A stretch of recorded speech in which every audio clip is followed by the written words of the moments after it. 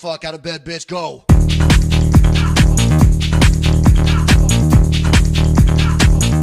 Get up, again, they got go.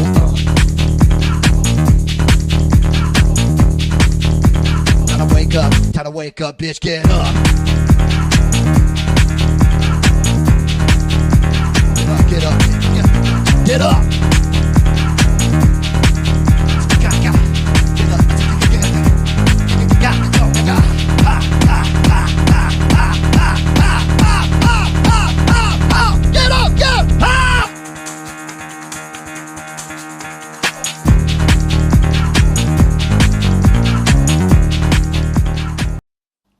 I could argue in the developed countries, the big winners are countries that have shrinking populations. Okay, that's something that most people never talked about. You know, we always used to think shrinking population is a cause for negative growth.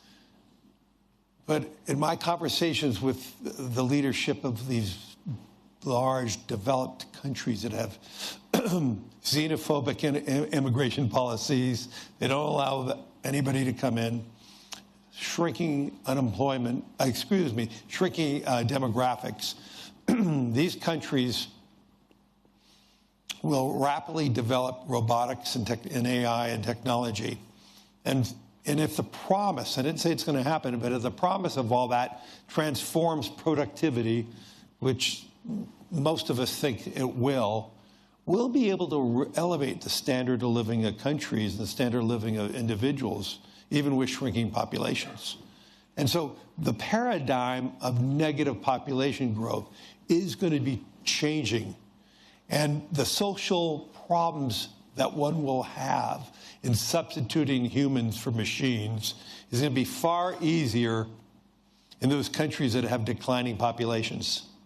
And so for those countries that have rising populations, the answer will be education, and so rapidly develop. You know, for those countries that do not have a foundation of rule of law or education, they're going to be left. That's where the divide's going to get more and more extreme. And unfortunately, oh, you guys probably saw that Elon Musk had to take a break from sucking off Netanyahu to throw up a Nazi sign, and TikTok had to take a break from supporting Hamas to call him a Nazi. And he keeps his Nazi stuff up. Trudeau's gonna honor him in Parliament. I think he's about a week away from being honored in Parliament, and then America's gonna make him quit SpaceX and join NASA. That's what they do with Nazis. So what happened? Okay. All right, it's fine. It doesn't matter. Do you guys think that Canada's gonna be part of America? No. Probably not. Yeah, you don't want it, right? Wouldn't that be crazy if America took over Canada and then they had to change Tim Hortons to Tim Allen's, you know? And when you spill a coffee by law, you have to go, oh, I think that's what... You guys get this, but I talk to American people, what they don't get when they're like, oh, we're gonna take over Canada, they're like, you don't get how many French people there are. Do you know what I mean? They're expecting like 35 million of you. They're not expecting 15 million Georges St. Pierre's being like, it is America! Oh, are you looking at my girlfriend? I guess we fight now, like, you know what I mean? Change the American flag to a poutine, a cigarette, like... Actually, Alberta, you got Edmonton probably knows this better than anyone. So Jimmy Fallon, it was like 6 months ago. He had a trans actress on his show, right? And he kept calling her Bud, you know? Yeah, and all the bloggers were like, you would never call a woman Bud. And I was like, I think these bloggers need to take a trip to Edmonton, Alberta.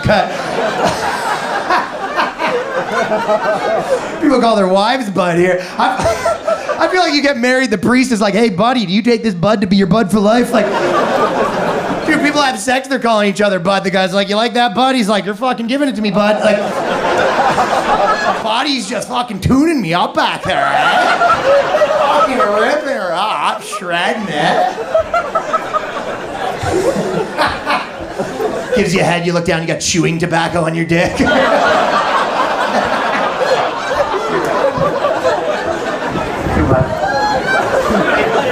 How do you guys all know each other? That sounds like a fucking, you're jacking dudes off. Like, I feel like, I mean, just, A service club. I'm like, what's that? You're like, we service men. What aren't you getting? We provide a service for men, and they give us money. Like, are you trying to narc us out here? It's so specific. Oh, you raise money for the community? Well, that's actually nice. I didn't expect you guys kind of look like pieces of shit. And now you're like, we raise money for underprivileged youth. What's funny about that? And I'm like, actually nothing. I'm moving on. Welcome to the Independent Review, a weekly podcast where we bring you the latest from the world of independent journalism.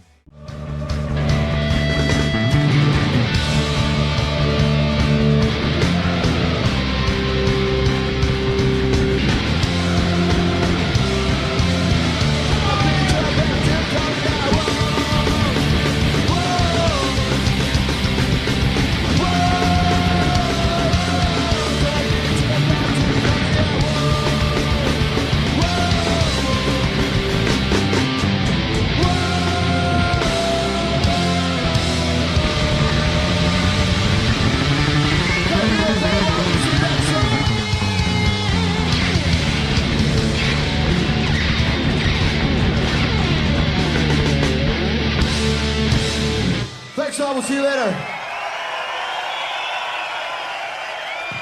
Welcome to another episode of the Independent Review, live on the AM Wake Up channels on Rumble, Rockfin, Odyssey, and the Indie News channel on Twitter. We have a great show, so let's jump right into the first clip with Weezy and his guest James Corbett. Cold over here, but other than that, it's all right. But I got to ask you, is that a real Marcus Aurelius quote from your intro there? Because I must admit, I haven't read all of the meditations, but that's an interesting. It's the quote. Modern version. So if you get the traditional version, it's worded a little different. This is for the hip teens. But yeah, that's a real quote for sure in the modern translation. Well, I'm vibing with it. Yes, sir. Absolutely. So it's been about a year and a half, I believe. I think it was September of 2023, if I'm not mistaken, when we last spoke. Great conversation. I was a little nervous. You are someone that I've looked up to for many years. I am now proud to say that I am a proud Corbett Report member. And I encourage everyone to do the same. You can do so for as little as $1 a month. Come on, y'all. If you got $1 a month, $12 a year, I mean, give it up for my man, James. But I wanted to pick your mind over a couple of subjects that have been niggling me, if you will. Sure. And first of all, what are your thoughts on the climate here in the U.S. from someone that's on the other side of the planet? I feel the whole elections with President Trump it's eerily reminiscent to 2008 with President Obama, and you did do a video on hopium, but the sense, you're seeing a lot of people excited. You're seeing the inverse of what happened in 08, where in 08, you had a lot of people that had voted Republican all their lives, all of a sudden vote Democrat for this hope and change that they thought was going to be coming. This time around, you're seeing a lot of people that voted Democrat all their lives, but this time, you know what? I'm going to hold my nose and I'm going to vote Republican because they're going to turn everything upside down. What are your thoughts on this, James? Yeah, I have a lot of thoughts. But first of all, I should preface all of this for your listeners who don't know me. I'm Canadian and I live in Japan, so I'm kind of doubly removed. But I'm not sure. Does that mean we're officially enemies now? Like we're at war or something? Oh, maybe not yet, but that's coming. We may be cousins, or states. Hey, we burnt your White House down in 1812. Don't make us do it again. Anyway, okay, craziness all around, right? And yeah, you put this in the right context because as anyone who was alive at the time remembers, 2008, hope and change, Obama, he's the Obama-Messiah, he's going to change the world. And for people who don't remember that, I have some representative sample clips in my brief history of hopium episode where I show some of the absolute insanity, frothing at the mouth insanity that surrounded Obama at the time. I don't think people remember that these days, but yeah, there were people literally comparing him to Jesus Superman, all this stuff, like just absolute craziness. But yeah, and to a certain extent, it's understandable why people get worked up like this, because out of dark times, out of craziness, here comes someone who's speaking my language, who's telling me what I want to hear. Yes, great. And the real genius of all of this is that over the at least past century of the refinement of the techniques of propaganda by which they sell you presidential candidates like they sell tubes of toothpaste, they have learned the lesson not to promise too many specifics, not to get too much bogged down in the details of what this actually means. That's why the brilliance of Obama's Hope and Change campaign was literally just the words hope, change. I like hope. I'm for change. That must be me. And then people will project anything they want onto those words and then support it. And then once you get people to buy into a political candidate with their identity, then it's game over, because that person can then do anything. And as Trump remarked, I believe, in his first administration, I could shoot someone in broad daylight on Fifth Avenue and I'd still have my supporters. And it's absolutely true, as I think we can all understand right now. So look, I'm going to be the poo-pooer for people who are on that particular hope and change bandwagon at the moment. But I'm going to do it in the smartest way I can, because the very people who need to hear the argument against the hope and change narrative, at least at this moment, are the ones who are going to be least inclined to listen to anything that I have to say or anyone else has to say on this. In the exact same way, if you were in 2008-9 saying, you guys don't get it, Obama is not your friend, this is not going to work out well, might as well be talking to a brick wall. No one wants to hear it. No one's going to listen. They're going to defend their hero. And eventually, after 4 years, after 8 years, a decade, 2 decades down the road, people might be able to look back and go, yeah, it wasn't quite what was promised, but we tried our best. So I'm going to try to give people an out. The people who have bought into Trump and change and who really think this is wonderful and everything's happening, I'm going to give you the out that you're going to need in order to do the mental calculation in your head that you were right, and you were right all along. Even when you were wrong, you were right. And here's the out. The out is, you guys are right. Trump his heart is made of gold, and he bleeds red, white, and blue, and he loves you guys and wants to take care of you. And that's why he's doing all this. He took a bullet in the ear for you. He is there. He is God's chosen messenger on this planet. He loves you. He does everything out of the purity of spirit that we all know is such an integral part of the being that is Donald Trump, that has manifested himself in this world to be our guide and savior. Yes, you are right about all of that, 100%. But, and here's the but, there's a but coming, but unfortunately, somehow, Trump has been convinced by these outside people and forces. He's got some bad people trying to get into the seat of power. You know how these things happen. And those bad people are going to take advantage of the beautiful, pure, unadulterated awesomeness that is Donald Trump, and they're going to use his administration for bad things. So when bad things start to result from all of this, don't worry. You were right. You were right all along. Trump is great. It's wonderful that you supported him. But unfortunately, it's not going to work out for you. So now that I've put it in that context, now we can start talking about things like Elon Musk, the technocratic huckster who is literally doing exactly what the World Economic Forum and all of those stooges, Bilderberg and everyone else, has been talking about for years now, which is rebuilding trust in government. Now, I hope people really understand what that phrase means, because you might think, oh, rebuilding trust in government, when Klaus Schwab goes up there and says, we need to rebuild trust in government, he's talking in that old Biden paradigm. It was all the demon rats and all those types of characters, right? He wants to get people to trust in the Harris or whoever the next, Democrat savior is. But Trump's the wrecking ball, and he's changing all of that. No, the real way that you rebuild trust in government is you take some paper tiger that you created out of nothing, like, say, the woke transgender bathroom hysteria nonsense debates.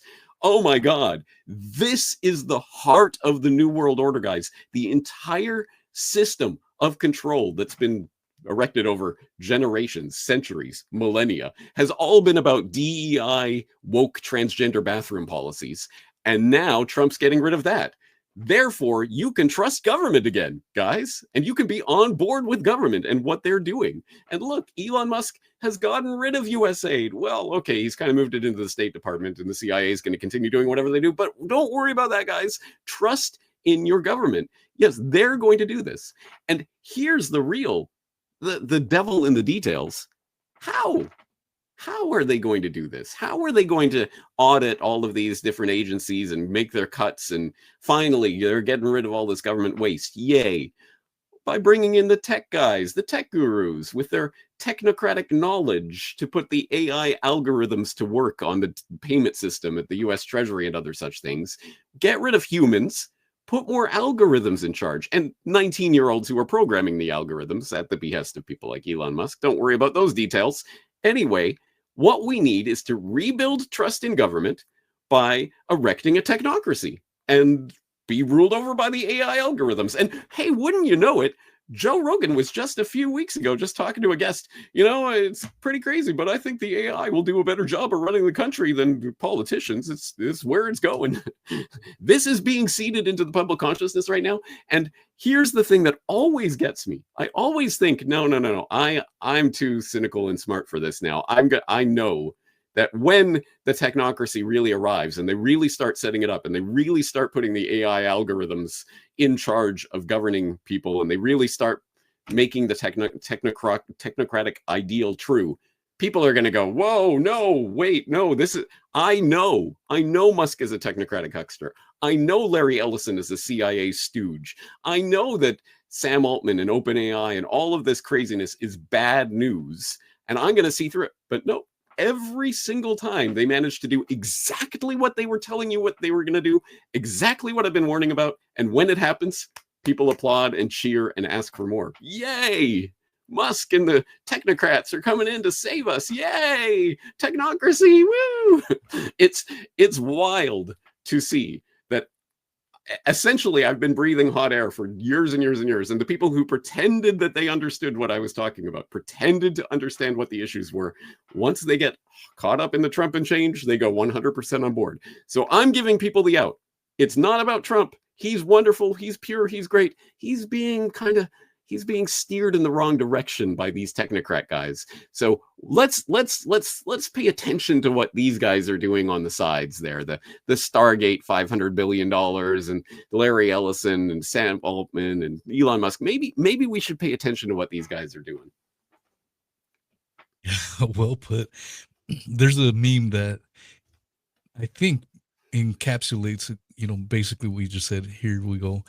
So there's a picture of Klaus Schwab and a mad MAGA man saying vaccines, chip, robots, digital money. Never. Then you have in the bottom Elon Musk and Trump. Vaccines, chip, robots, digital money. Yeah, all right. Same shit. You can't make it up. I mean, is there a more beautiful demonstration of the fact that, I mean, we're not much past the point of primates, and people will just see alpha males and they see the type of person that they like, and they will do whatever that person says is cool. Okay, they say that's cool, so I'm for it. But you see a Klaus Schwab and you immediately know, hell no, I don't want anything to do with that. It's the same thing with Bill Gates. Bill Gates says all of the stuff that Elon Musk says, but when he says it, oh God, what a dweeb. I don't like that guy. But when Elon Musk says it, wow, he's so cool.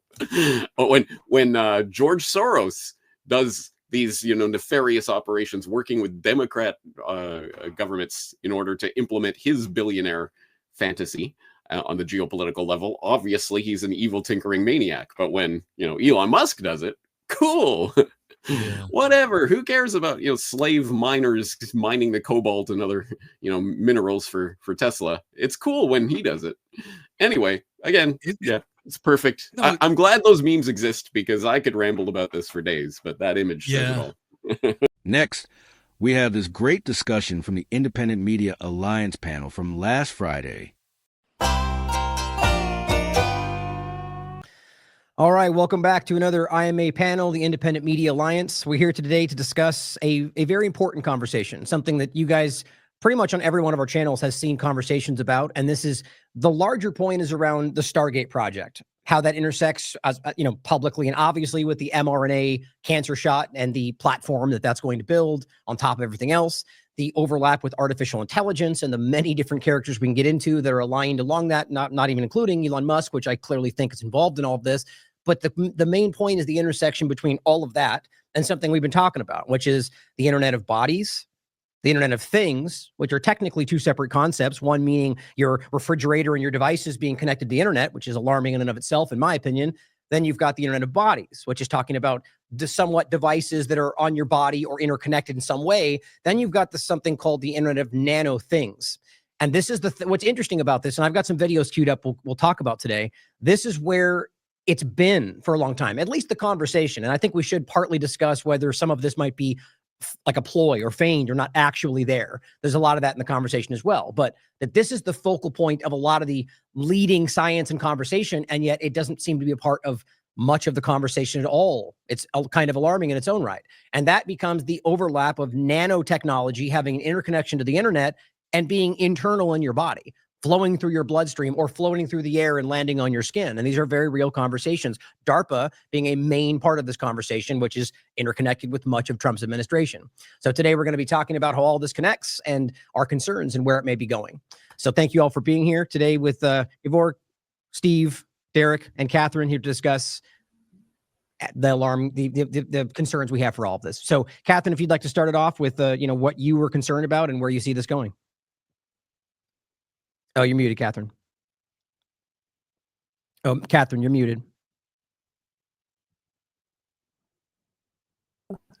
What we're watching with the new administration is they're responding to a series of fundamental changes that need to be made.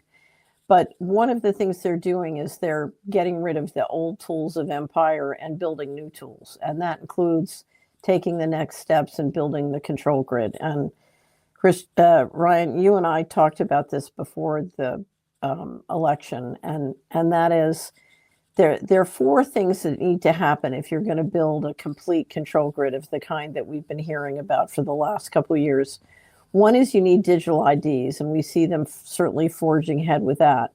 The second is you need the fiscal side of the house to be controlled by the central bankers, not by the Congress and the people's representatives. The third thing you need an all digital monetary system. Now, a digital ID and a digital monetary system need extraordinary data capacity, and that's where Stargate comes in, which is the funding of $500 billion of data centers all over the country and the energy capacity you need to do those.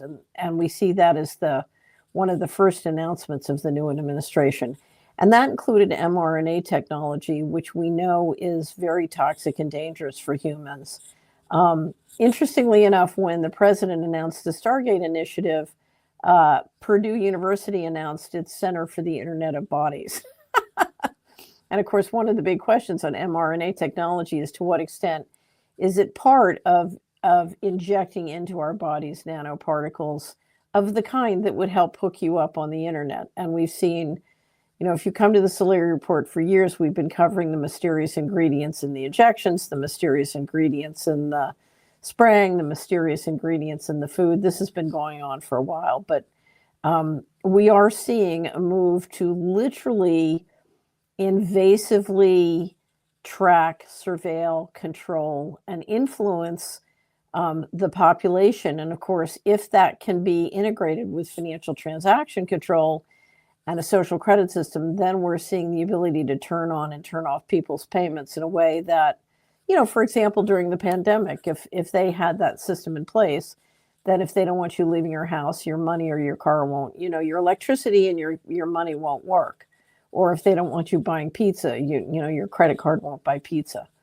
So again, this administration seems much more intent on doing it with crypto rather than a CBDC, which in many respects is even more dangerous than a CBDC. The CBDC, if the Fed does it, then they still have constitutional obligations to the Congress. If private infrastructure does it with, an all digital monetary system, then you've got private and secret controls. But either way, it's, you know, it's something that we don't want to live with. So what we're watching is a rapid accelerating move to institute a digital control grid, certainly in the United States, but with systems like Starlink, invasive surveillance all around the world, which we've had for decades through Five Eyes. But this just makes it more intense. And clearly, one of the things that's happening, if you look at their policies, is they're planning on very significant land and asset grabs along with it, which is, you know, even more disturbing. So I would say what we're looking at is, you know, and I credit other people with saying this. You know, we're canceling the old tools of empire and moving to new tools of control. And of course, that makes what's happening in Gaza or the genocide we've been seeing in the Ukraine even more disturbing. Because if you look at the land grabs currently underway, whether it's abroad in the Ukraine or Gaza or in North Carolina or Lahaina or Northern California, you know, the tools and tactics being used to simply take assets is pretty scary. Yeah, very much so. And I do want to get into that overlap and the points you made on that recent article about Gaza and the kind of central location, like the kind of like the technate, it seems, and how they're all discussing this, as well as the land grab overlap, even some touching on like neuroscience and how you may think that will play in. Before we get to any of that, though, what are your guys' thoughts, whoever would like to jump in next, on where you see this going with Stargate and kind of the general picture? I'll jump in with some thoughts here. Catherine already really outlined it very well, but I'll point to the article that I wrote recently for TLAV about Stargate and Trump partnering with the technocrats and mRNA and all the fun stuff, the promises of cancer cures. I think in the last week, I know we've got that clip pulled up from Tim Hinchcliffe. More and more people are paying attention to who Larry Ellison is and his role at Oracle. And, you know, we could talk about Oracle's own connections to the CIA and contracts with them from the very beginning. We could talk about Larry Ellison's 2002 New York Times op-ed only months after 9/11 calling for a biometric security state to keep us safe from terrorists. We could talk about him just 6 months ago at another event saying facial recognition and AI will keep citizens on their best behavior, et cetera. So we kind of have an understanding of who the people are behind it and what they're involved with. But I'm going to drop these links in our chat if you can share them real quick, Ryan. I just remembered while we were sitting here talking about this that some people out there might remember that Biden had launched something called the Moonshot. And there's those links if you want to put them up. This was a program by the Biden administration talking about the same thing, using mRNA to fight cancer, you know, using mRNA vaccines. And I'm sure I remember at the time, I know Whitney talked about it. I know we've reported on it. And I'm sure there were some conservatives, right-leaning folks, Trump supporters who were like, oh my God, Biden's bringing about the mRNA cancer vaccines. This is something we should be wary of. And, you know, the amount isn't nearly the same. I think it said it was like a couple $100 million or 24 million. So still a lot of money, but nowhere near the amount that Trump has been able to secure or is allegedly coming from Oracle and from OpenAI and others. But nevertheless, I just want to make that point that Trump is really in a way just kind of continuing and picking up a trend that the Biden administration started with the Moonshot mRNA cancer vaccine program. I don't know if you remember this or not, Derek, but both Biden and Trump had like fake cancer charities. And both of them were exposed to be just giant money laundering operations. Biden's was because of his kid that, you know, Bo, I think that was the one that died from cancer because of exposure to burn pits in Iraq. And then Trump had a fake cancer charity too. So this is kind of an ongoing grift that has now merged with the broligarchs, the tech bros. Shout out to Jason Basler for that one.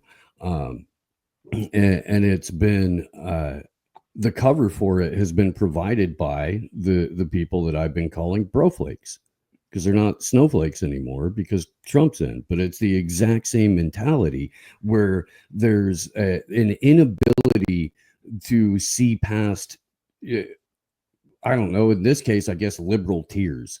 And then you wind up cheerleading for an absolutely insane transhumanist ideology because you think you're winning. And we see so much of that going on right now, where people will just grab the pipe, pack it full of hopium, take a big old hit, and tell you that, you know, it's okay that all of the AI stuff is happening. It's okay that the digital prison grid is being built out. It's okay that we're entering into an era of the Internet of Nano things, but because, you know, we're winning. Yeah, this is a. Oh, go ahead. Go ahead. I just want to add one more thing real quick, brother. Just about to pick up on the thread, which I do think is the larger, kind of bigger, broader, long-term picture that people should be paying attention to, that Catherine alluded to. And I know that we have in the title, the Internet of Bodies, Internet of Things. For those out there who still haven't, the Internet of Things, I think, is the most basic level. That's, your house, your smart TV, all these sort of interconnected devices. The next level has been for years, Klaus Schwab, a lot of these organizations and technocrats have been saying, well, the next step is we're going to put the chips or whatever, the RFID devices in our clothes, and then eventually it'll be in our bodies. That's what they call the Internet of Bodies. And then there is the Internet of bio nano things, which is what many people have concerned about, that there's graphene or other sort of material being placed, either secretly or surreptitiously through the shots or other means, spraying, stuff like that, in human bodies already, or at least plans to do so in the near future. And I just wanted to point out that the mRNA, the whole thing does relate to that. For those who went through the entire COVID operation and didn't quite get that, the mRNA, the mod RNA that TLAV was reporting on is about trying to begin that process of turning human beings into something beyond just what we've been, and starting to begin that process of modifying. And it's also leads, of course, into the transhumanist dream of genetically modifying humans in different ways. And I just wanted to point out that, as a reminder for those who are still hanging on to Elon Musk train, that it was his company working with the German company CureVac during COVID to help make the mRNA injections. And he said they were making little RNA microfactories. And then also point to, in 2020, Musk was receiving something called the Alex Springer Award.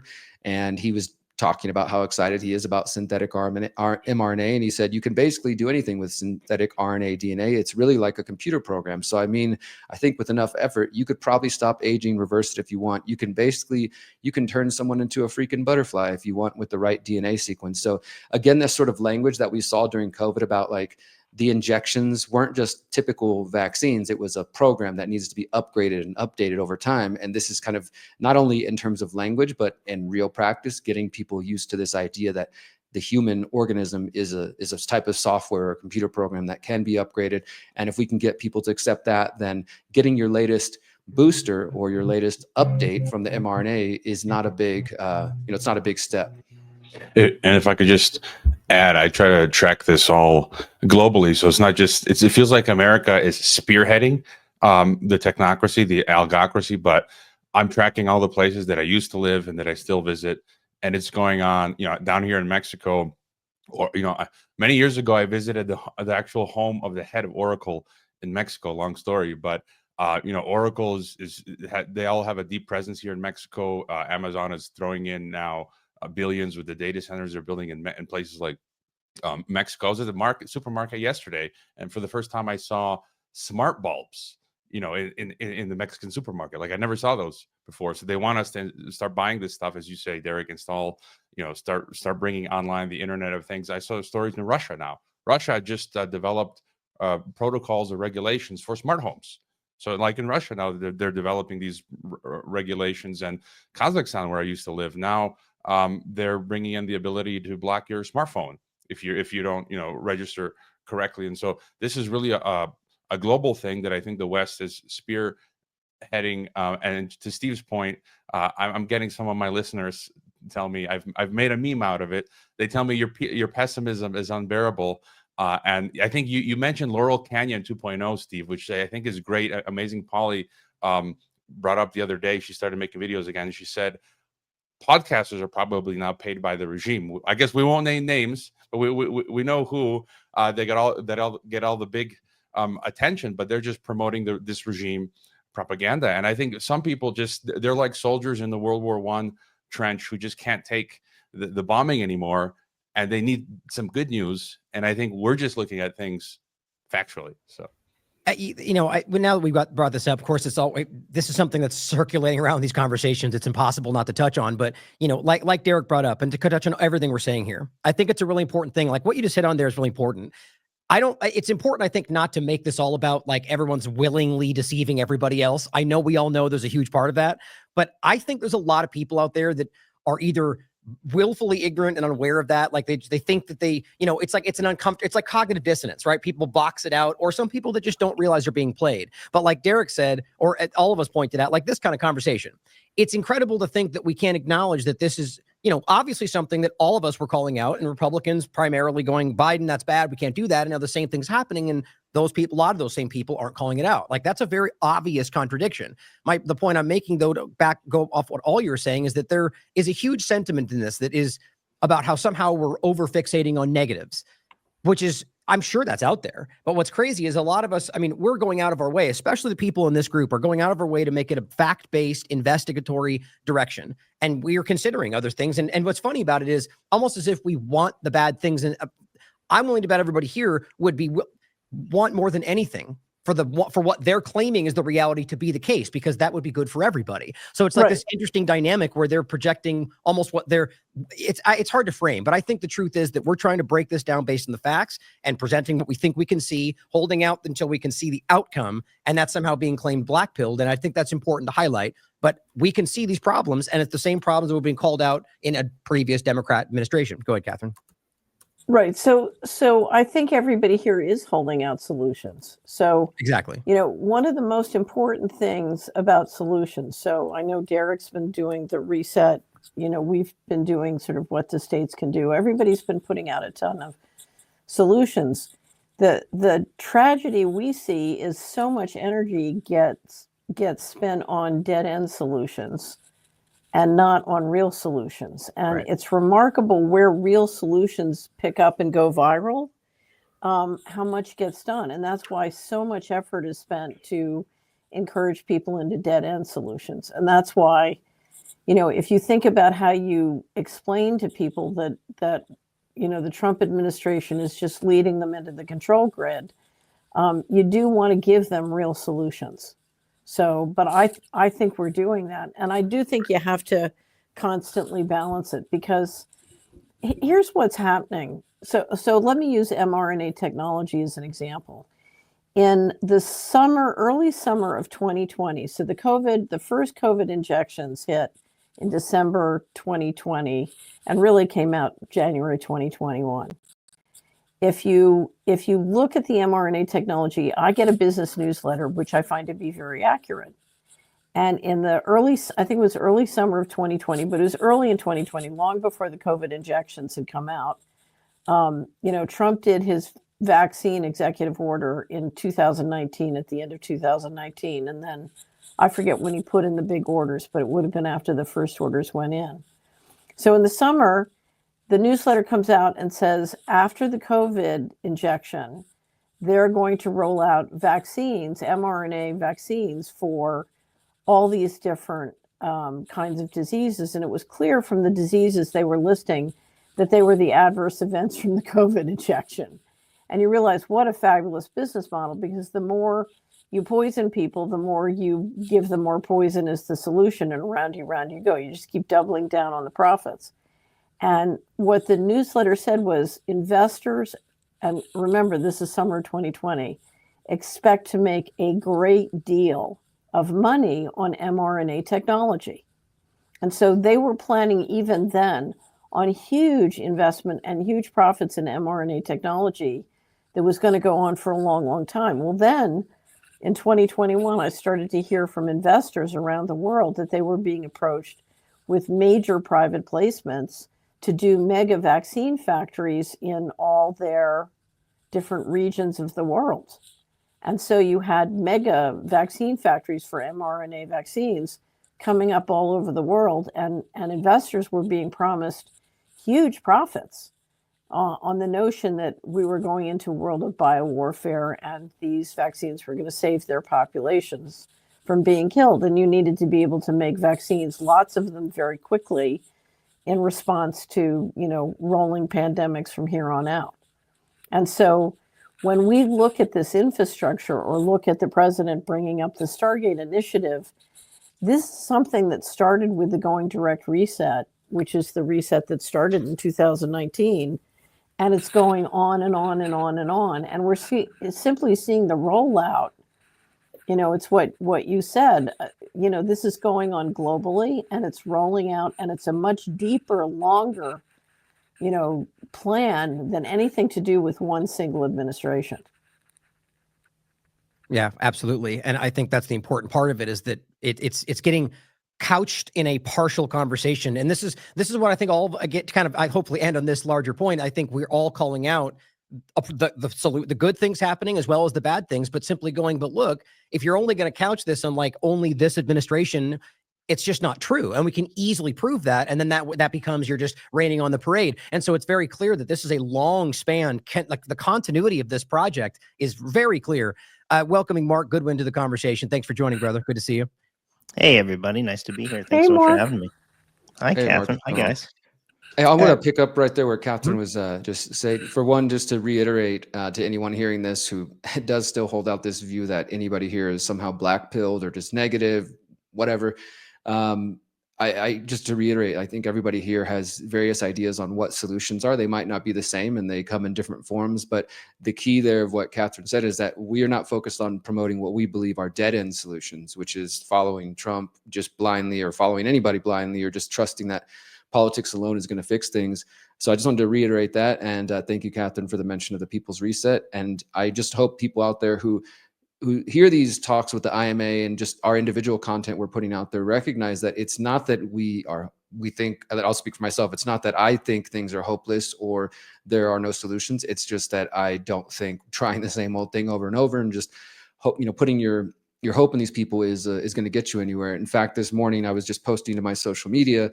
We saw just yesterday RFK officially got confirmed, and I noticed that during his hearings, he said that he stood by and believed the childhood vaccine schedule was a positive thing. He also said that, he generally supports the shots. He just wants good science. And then in another section, he praised Operation Warp Speed as an extraordinary accomplishment from Donald Trump, which obviously we know he did some great work over the years at CHD and elsewhere, calling out those very things. And every time I point this out, I'm basically, again, being called black-pilled, and people are saying, he just needs to say whatever to get into office. That's how the game is played. So you have to lie and do this. If he was real or stood on the truth, he would never get in there. And my argument has basically been, he was never going to get support from certain Democrats anyways. So trying to kowtow to like, okay, I'm not as extreme as you guys think I am, isn't, in my view, a winning strategy. I think we should stand on principle and truth when we have it. Others call me idealistic or, naive or whatever. But I just want to point out that I think winning in their terms or winning on their field, if it involves having to compromise yourself, I don't personally see that as a win. And of course, I am skeptical and hesitant about what's going to come with RFK in relation to the mRNA shots. I wouldn't be surprised if we end up seeing him praise them. I mean, Trump, we started the conversation talking about Stargate. And as I mentioned, this is a picking up from what the Biden administration was doing with the moonshot program. I wouldn't be surprised in the coming weeks or months or years if we end up seeing RFK praising mRNA vaccines. And then the other thing I want to just mention on that whole black pill term, I do think this is the new conspiracy theorist, whether it's being seeded by intelligence agencies or just people who are picking it up on the internet, this new term that as soon as you hear it, in the same way conspiracy theorist was meant to dismiss people, okay, this is a crazy person, not to be taken seriously, etc. Now in the sort of broader truth freedom community, when somebody hears, oh, don't listen to them, they're just black-pilled, it's meant to send a signal or message of, this person has nothing worth hearing. This person is just negative. Don't actually look at the data they're sharing. Just dismiss them out of hand. And I think that's a dangerous place. Derek, I said the exact same thing. I think Tuesday when Ryan's on AM Wake Up, it's the people who had been called a conspiracy theorist for the last 4 or 5 years, especially because they were rightfully calling out the transhumanist ideology on the left and all of the COVID nonsense, know that they can't weaponize conspiracy theorists as an insult anymore. So they have to find a new word. That word is black-pilled. And I think all of us have gone pretty deep in the paint over the last several years, exposing the psyop that the black pill is in general. That whole doomer mindset where, well, it's going to happen anyway, so we can't do anything about it. And what are you going to do? Might as well make a shekel or two off of it. And that's exactly what's happening with the people that I've called broflakes. Now, we take a look at this clip from Patrick Henningsen and his guest Niko House. We want to work together and try to overcome some of these problems we have. So you have him saying that. You have JD Vance focused on the culture war. You had Trump and his executive orders. I don't even know where to start with that shit. And you got Elon Musk. Need I say more? Elon Musk with his child meeting with the Prime Minister of India for some reason. It's not just JD Vance's speech that has been a contradiction, but really the entire Trump administration since it started has in a lot of ways been a contradiction in and of itself. Yeah, and full credit to Vance. He actually got involved in the Twitter thread of the author of this article, Thomas Fassi. Thomas is a great journalist. He's based in Italy, but very versed in the ways of the British and the Europeans himself, having gone to school in England. He's an excellent political commentator. But Vance actually got in there and defended himself underneath Fassi's article post on X. And, to have a vice president engaged in a debate and dropping points, I find that to be refreshing. It's refreshing and also weird. It's refreshing and weird, right? Because it's like, bro, what the hell are you doing on Twitter? Like, you checking tweets about your speech? It's kind of a little weird, but I'm not against it. I'm not against him going out in there and defending himself. But to me, it does reek of like PR control. Like, oh, if this article goes viral, then people do, because the problem with what was the initial problem with JD Vance, the perception at least, is that JD Vance's entire career has been a contradiction. His life has been a contradiction. He was at one point a liberal, then he went conservative. He was one point pro-immigration and all these things that he considers now woke, right? And then he went completely quote unquote anti-woke. So I could see why he would feel the need to address someone else now referring to him as being contradictory because I was about to say porque. Sorry, y'all. I've been in Brazil for too long. But because we all know what his ambitions are, right? Like at this point, I think everybody is aware JD Vance is going to try to run for president. The motherfucker got a Netflix documentary done like as soon as the last election was over, and we didn't even know who the hell he was or why he deserved one. He is being groomed as the heir apparent for now. Think Trump could change, as you know. It's very capricious with Trump. But, one of his kids could get to the front of the queue by after the midterms. Who knows? But it's true. Don Jr. could. Don Jr. could actually end up at the front because he's a very measured political individual. Like he's learning the game, right? I feel like, and so we'll see how, if that does happen, how JD Vance will respond to that, because it's not being a conservative and going against Trump when the perception is that Trump made you. It has not worked out for anybody. Yeah, Vance actually, 2 years in the Senate, like Obama, half a term. Kamala Harris, half a term in the Senate. All of a sudden gets to fast track prone. So I know he's young, and it's definitely the youth, one of the youngest vice presidents in history. If not the youngest, he might be the youngest. I think he is. I think you're right. But the main point you brought up, Niko, is that these are all the high profile members of the MAGA inner circle are basically all recent Democrats. Yes. And that's RFK, Tulsi, JD Vance, you're saying, was a liberal before, very anti-Trump before, just a couple of years ago. Before he ran for Senate, he was very anti-Trump. And there's a whole bunch of others that are kind of implanted in there that are sort of Elon Musk. Elon Musk backed John Kerry, Obama twice, Hillary Clinton, and Joe Biden in 2020. And he got all his carbon tax credits, and he got all his subsidies for Green New Deal. Forget Tesla was a failed business. I don't care what nobody said. I don't care what anybody says. Tesla succeeded, quote unquote, because the government subsidized their company until they could finally make a profit. That's the only reason they succeeded. It's the same thing with Amazon to some degree, but Tesla specifically, like Elon Musk is not some genius. He didn't invent the fucking electrical car, right? He just had enough money to buy patents, to have the government working on his behalf to make sure it happened, and to make sure that no one could get ahead of him.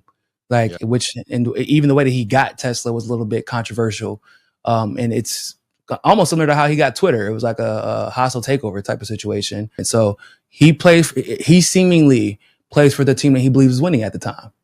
Yep. And suddenly he is a conservative, Niko, an arch conservative, an anti-woke warrior. He's, taking the leap of faith onto the MAGA train, but that ticket cost him about $200 million. So I don't know about you, Niko. I can't buy my way into the White House and turn it into a co-working space, but the Israeli lobby can.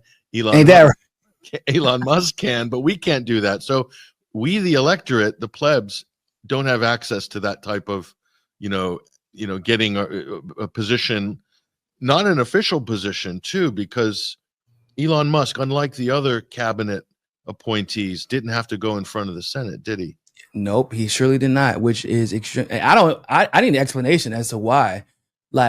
Because Doge is being given all this access, not just to data, but given top secret clearance. Elon is like talking about auditing the Pentagon, auditing even the auditing Fort Knox for gold, things like that. Okay. So who's giving you clearance for all this? Who is like, because so Tulsi and RFK Jr., for example, their political history put them in danger of not being confirmed. That was like the big debate. Elon Musk, he doesn't have a political history, but he has a history of political commentary and he has a history of political opinions, not to mention conflict of interest. And he did not have to get scrutinized. None of that was scrutinized. None of it was scrutinized in front of the world like Tulsi and RFK had their history scrutinized.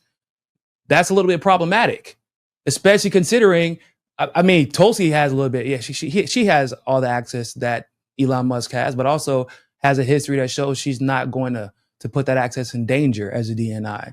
RFK Jr. doesn't have half of the access that Elon has, but has gone through a process as if he would have access that Elon has. Meanwhile, Elon is just getting access whatever the hell he wants to. And might I add, it's for free, basically. He's getting access for free to things that would honestly make him wealthier by the end of this administration. And no one's talking about it. He's going to be I can't even really put into words or numbers how much wealthier he will be after this administration is over. He's going to increase his wealth exponentially during this administration. But after, whenever less eyes are on him, all the information and data that he's gathered because of him being a part of this administration is going to be insane. And it's incredible knowledge for the world's richest man. So like imagine if this was Democrats doing this. The world's richest man's a Democrat. He buys a seat in the White House for $250 million. That's how much I believe Elon bundled between his own personal and the other people he brought on. It came out to just under $250 million. Very similar to the Israeli lobby, Mary Madelson and the rest, $234 million. So that's between the two of them, $500 million. And so those are the kind of dominant implants, if you will, in this administration. And where does that leave? It doesn't. I can't relate to that. I mean, yeah, everyone's cheering now. They're cheering. They're loving. Oh, MAGA. USAID dismantling that. Okay, fine, great, wonderful. Which they didn't really do. I don't know why they keep saying that they did that. They literally openly admit it's not an NGO anymore, and it's going to be rolled to the State Department. I don't know why people keep saying it's dismantled. Nor do I understand why people keep pretending as if USAID was not active under Trump. Oh yeah, very active. Like very active. Yeah, they act like, oh yeah, Trump and Elon are doing something that they're dismantling the Democrats' baby. And I'm like, well, he was using it too. I'm confused. They were funding it under Trump. His Republicans were funding it. And they damn sure didn't have anything to say about it, did they? Oh, yeah. Marco Rubio was on the board of the International Republican Institute. That's the right-wing version of the National Endowment for Democracy. And so that's a Republican kind of version of NED and NDI. Rubio was on the board of that, John McCain's think tank.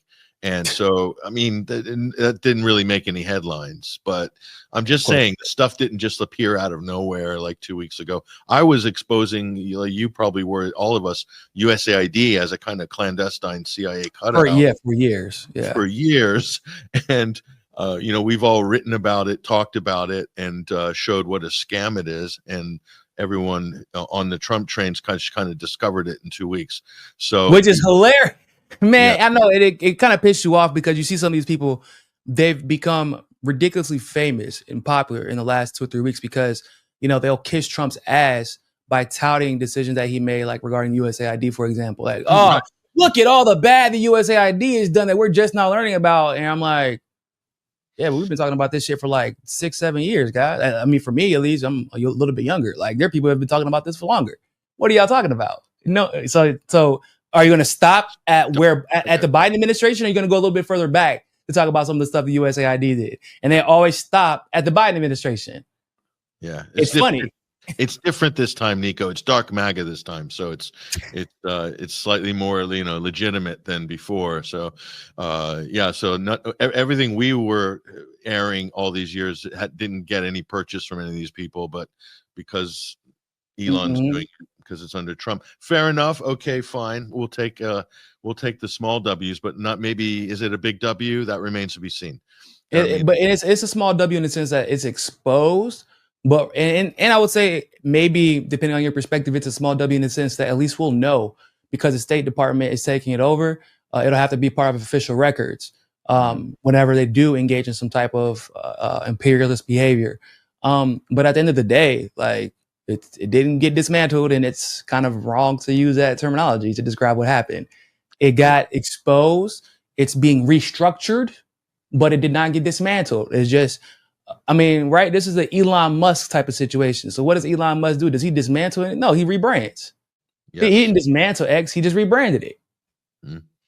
Now, let's jump to this clip from the Indie News Network with Reef and Indy. Who are these people?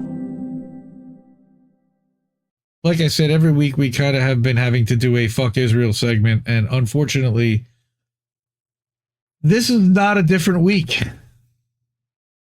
So a couple of people I saw started to pick this story up yesterday or starting last night and into today. I saw it on Friday when I was putting together the document for the show tonight. And I'm like, oh, this is going to have to be something we include. And I didn't think that a lot of people would actually catch it. This is out of an Israeli newsletter called 972 Magazine. And I don't subscribe to it normally, but someone shared it somewhere and it made it into my news feed. And that's kind of where I went with this. And I went, oh boy. So they're now finally admitting that they knew that dropping the bombs would gas anybody in the tunnels that were underneath. And of course, would kill all the people in the buildings above that they bombed. I don't think this is much of a surprise, but now you literally have an Israeli general on the record saying what they said. Right. So this is, again, just published the other day in 972. The Israeli army intensively bombarded residential areas in Gaza when it lacked intelligence on the exact location of Hamas commanders hiding underground, and intentionally weaponized toxic byproducts of bombs to suffocate militants in their tunnels, also hostages, but they don't want to say that. And that's what the investigation by 972 and Local Call can reveal. That's what they're allowed to reveal. They're proud of this. The investigation, based on conversations with 15 military intelligence and Shin Bet officers who've been involved with tunnel targeting operations since October 7th, exposes how this strategy aimed to compensate for the Army's inability to pinpoint targets in Hamas's subterranean tunnel network. When targeting senior commanders in the group, the Israeli military authorized the killing of triple-digit numbers of Palestinian civilians as collateral damage and maintained close real-time coordination with U.S. officials regarding the expected casualty figures. Now, I'm going to stop there for 1 second. Yeah, we killed him, but trust us, this guy was horrid. Abu Bakr Abed, journalist on the ground, said that, look, you can't necessarily believe anything that 972 and Haaretz say, because they're funded and representing of Zionists still. Even though they're telling the truth, they may be telling the truth, it's all told with a disgusting bias and slant. And they're sometimes trying to justify what they're saying, or they're proud of it. And it's not, it's the opposite of what we would want, but at least we're getting the information.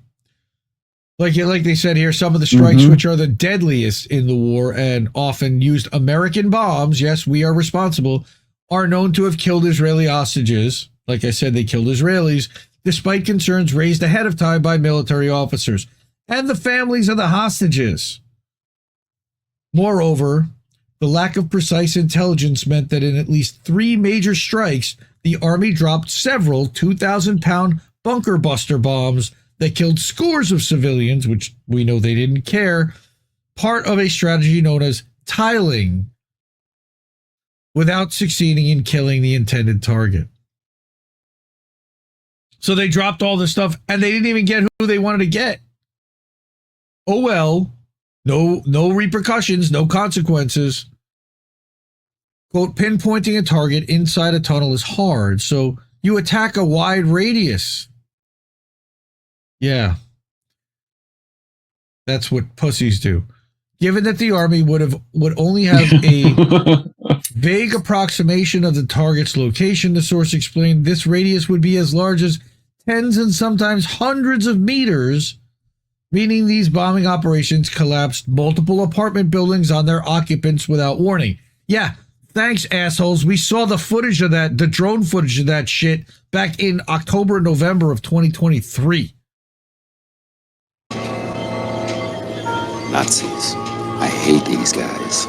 Max Blumenthal and the Gray Zone had somebody's drone footage that was just bone-chilling. And he narrates it, and it's awful. It's pretty bad. Quote, suddenly you see how someone in the IDF really behaves when given the opportunity to wipe out an entire residential block, and they do it. The investigation also reveals... Free Palestine. Yeah, not them. The investigation also reveals how Israel has known for years that the use of bunker buster bombs releases the lethal gas carbon monoxide as a byproduct, which of course does kill people inside a tunnel through asphyxiation, even at a distance of hundreds of meters from the strike location. After discovering this by chance in 2017, the Army first tested it as a strategy in Gaza in 2021, these motherfuckers, and employed it in its efforts to kill Hamas commanders after October 7th. This way, the Army could attack as well targets. As, by the way, flooding the tunnels with seawater and concrete. They did both. Like, they give 2 shits about those hostages. They do not care if they come back alive. Nope. They don't care. Actually, they kind of prefer they don't, because then they can say whatever they want about what happened to them. Yeah. All right. So this way, the Army could attack targets without knowing their precise location and without having to rely on direct hits. Yeah, they just wipe out everybody in the area. Drop a fucking massive bomb. Yes. You know, it's literally like bunker dropping buster. a bomb. Yes, a bunker buster. Yes. On thousands of children. Which, like, they don't... 1,000-pound bombs, illegal to use, yet we're still going to give them to them. And not only that, but we also decided, well, 1,000 clearly isn't enough, even though it's already illegal. How about a 2,000-pound bomb? How about you take that too? The Hague has access to this, you know. Not good enough. Yeah, I know. Yeah. And here's this Brigadier General, Guy Hazut, all right? The only source willing to be named. All right? The gas stays underground and people suffocate. We realized we could effectively target anyone underground using the Air Force's bunker buster bombs, which, if they don't destroy the tunnel, release gases that kill anyone inside. The tunnel then becomes a death trap. Nice guy. Yeah. Someone should go smell a backpack over there and see if it's, in January, see if it's poison. A year ago, January, a spokesman for the Israeli army, after they'd already been murdering Palestinians daily for 4 months, told 972 in local call in response to a previous investigation that it has never used and does not currently use byproducts of bomb deployment to harm its targets.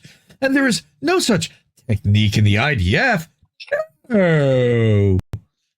Yet our new investigation reveals that the Air Force conducted physiochemical research on the effect of gas in enclosed spaces, and the military has deliberated over the method's ethical implications. So they knew it, they tested it, and they argued over whether they should use it, and then decided, nah, fuck it, we're going to use it, while denying that they did it the whole time. But Israelis never lie. Just remember that. They never lie.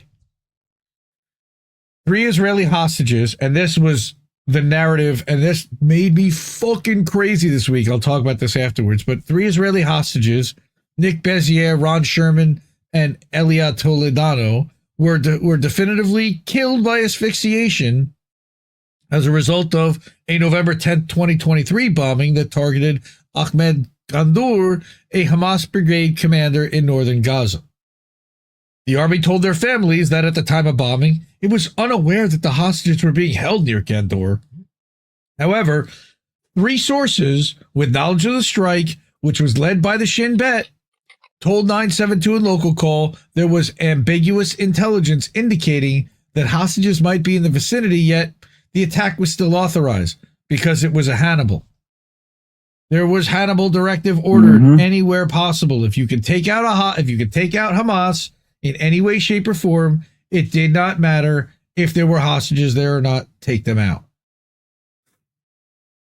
And that's allegedly not the directive. The directive is to avoid Israeli soldiers being captured, but we all know that they've twisted that interpretation to suit their needs whenever they felt like it. Again, according to 6 sources, this was not an isolated case, but one of dozens of Israeli airstrikes that likely endangered or killed hostages. Of course it is. They described how the military command green-lighted attacks on the homes of suspected kidnappers and the tunnels from which senior Hamas figures were directing the fighting. How did they know which tunnels they were in and not just send in people to go get them? Weird. Well, they're very aware of tunnels. They know tunnels really well. Secret tunnels. But that's under Brooklyn. That's not under Gaza. Yeah, I love how no more investigations into those tunnels happened. I love how that you know. Yeah. While attacks were aborted, while there was specific definitive intelligence indicating the presence of a hostage, the Army routinely authorized strikes when the intelligence picture was murky and there was a general likelihood that hostages were present in the vicinity of a target. Well, mistakes definitely happened and we bombed hostages, one intelligence source said. At least they're willing to admit it. I hope they can sleep well at night. Actually, I hope they can't. Israel's efforts to maximize the chances of killing senior militants hiding underground also included attempts to crush parts of a tunnel network and trap the targets inside. Sources described incidents where vehicles fleeing an attack site were bombed without specific intelligence about who was inside, like the World Central Kitchen people, even when they had that intelligence, based on the assumption that a senior Hamas figure might be trying to escape. That was what they said about one of the... Was that Hind Rajab? Was that they said that one of the people in her ambulance was a Hamas person trying to escape? So they had to shoot her 355 Allegedly. Times while she's crying for help? That is correct. From a tank. Quote, the entire region felt that they could clearly... Yep. With that tank had optics that they could see, the hair on a fly if they needed to. They knew exactly what they were shooting at. Yep. But yes, continue. Quote, the entire region and felt and heard the explosions. Abdel Hadi Okal, which is a Palestinian journalist from Jabalia, who witnessed several major Israeli bombing operations. Now, Jabalia, I believe, is in the West Bank, which is also right now getting destroyed and cleansed. Destroyed. Right? That is correct. Palestinians referred to during these bombing operations as fire belts during the early weeks of the war. All right. Entire residential blocks were targeted with heavy missiles, causing buildings to collapse and fall on top of each other. ambulances, and civil defense vehicles were unable to contend with the scale of the bombardment, so people had to use their hands and some light equipment to pull bodies from the rubble of houses. There was no possibility for anyone to survive.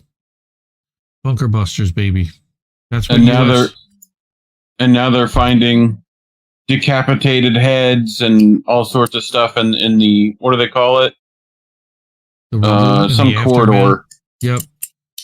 In the no, it's where all the in the Netzarim corridor. All right. That's it. Yeah, where they were having barbecues and free lattes. Okay, this is right next to piles of Palestinian bodies. Again, a long article about how they knew and what the plan was to gas the tunnels. Mm. All right. I had an issue with how some people were willing to do absolutely anything to achieve that objective. The number of civilians they were willing to kill, the way they saw it, everything was just an obstacle in their way, even the hostages. Yeah. Yeah. That is correct. If they don't know where the hostages are and still bomb I'm surprised tunnels, they didn't just... It's a policy. Yep. Start using Zyklon B instead of carbon dioxide. You know? Just go full bore. Again, I'm not reading through this whole thing, obviously. There's another one. The bodies of their what does that say? Palestinians wait to receive the bodies of their relatives killed in an Israeli airstrike at Al-Najjar, and this was December 7th, 2023. I think Rafat might be in there. Yeah. I think Rafat Al-Rear might be in there. Oh, man. Okay, so that was part one of Fuck Israel. Read this. I'll put this in the description afterwards. Part two. We knew it all along, and you guys have been covering it on INN News, but we finally got admission from Yoav Gallant that yes, Israeli forces they used attack helicopters, drones, and tanks to kill their own civilians and soldiers while blaming the deaths on Hamas on October 7th. You didn't think those cars were all shot up by rocket fire, did you? Mm-hmm. No, that cannot be done. Hamas does not have enough rockets to do that to every car in the area. Sorry. That's done by tank fire and Apache helicopter. Funny enough, those Apache helicopters ran out of ammunition that day and went to go re-up. So, gross. A lot of rockets. Right? So, if the post includes a screenshot of an article but not a link, don't accept at face value. Correct. However, this is from the Cradle. You can find this. And Amazon Piss Jugs, Jeremy Ward, good friend of the show. He's actually on our Wall of Fame. Good peeps. He doesn't screw around with that. He'll put the link. All right. And I'm sure why someone did he already put the did. link? Probably because of, my guess would be because it pushes the post down and it got 1,000 views and it won't go anywhere if you put a link anywhere. So, So what happened here? Let's see. Again, Haaretz, and like our friend Abu Bakr said, take what they say with a grain of salt at Haaretz as well as at 972 because they still do represent Israel and Zionists, and they still have to adhere to the rules of what the Zionists and the Israelis require, and they don't have a free press there. They claim it. Nah, not really. So, again, July 7th, 2024, IDF ordered Hannibal Directive on October 7th, and that was Haaretz then. Just reminding people that we've known this for months and months, all right, and that the Hannibal Directive was issued tactically and in various places next to Gaza, Gallant told Channel 12 on Thursday. In other places, it was not given, and that is a problem. All right? Questioning Gallant, the Hannibal Directive says to shoot to kill when there's a vehicle containing an Israeli hostage, a characterization he did not contest. This is his first interview since he was fired in November and had a spat with his girlfriend Bibi because they're all bitches. Now, Brad Pierce, our friend, the Wayward Rabbler, wrote about this at the Libertarian Institute way back when and put a fair amount of effort into finding Western media references. Indeed, total blackout on that. All right. And I believe I actually have the video. No, I don't have the video, but I do have somebody pointing out under Jeremy's post that Max actually and the Gray Zone had this right about shelling Israeli citizens with tanks back in October of 2023. Shout out to the Gray Zone on this one. October 27th. And they got crushed in corporate media for this and called every name in the book from October 7th, rape and genocide denialists, or Holocaust denialists and self-hating Jews. But they had the story then, all right, that Tuval Escapa set up a hotline to coordinate between kibbutz residents and the Israeli army. He told Haaretz that as desperation began to set in, the commanders in the field made difficult decisions, including shelling houses on their occupants in order to eliminate the terrorists along with the hostages. We knew it then. They were ordered to do that. It was called the Hannibal Directive. Yeah. And Israel spent 15 months denying it. That's the fact, Jack. All right.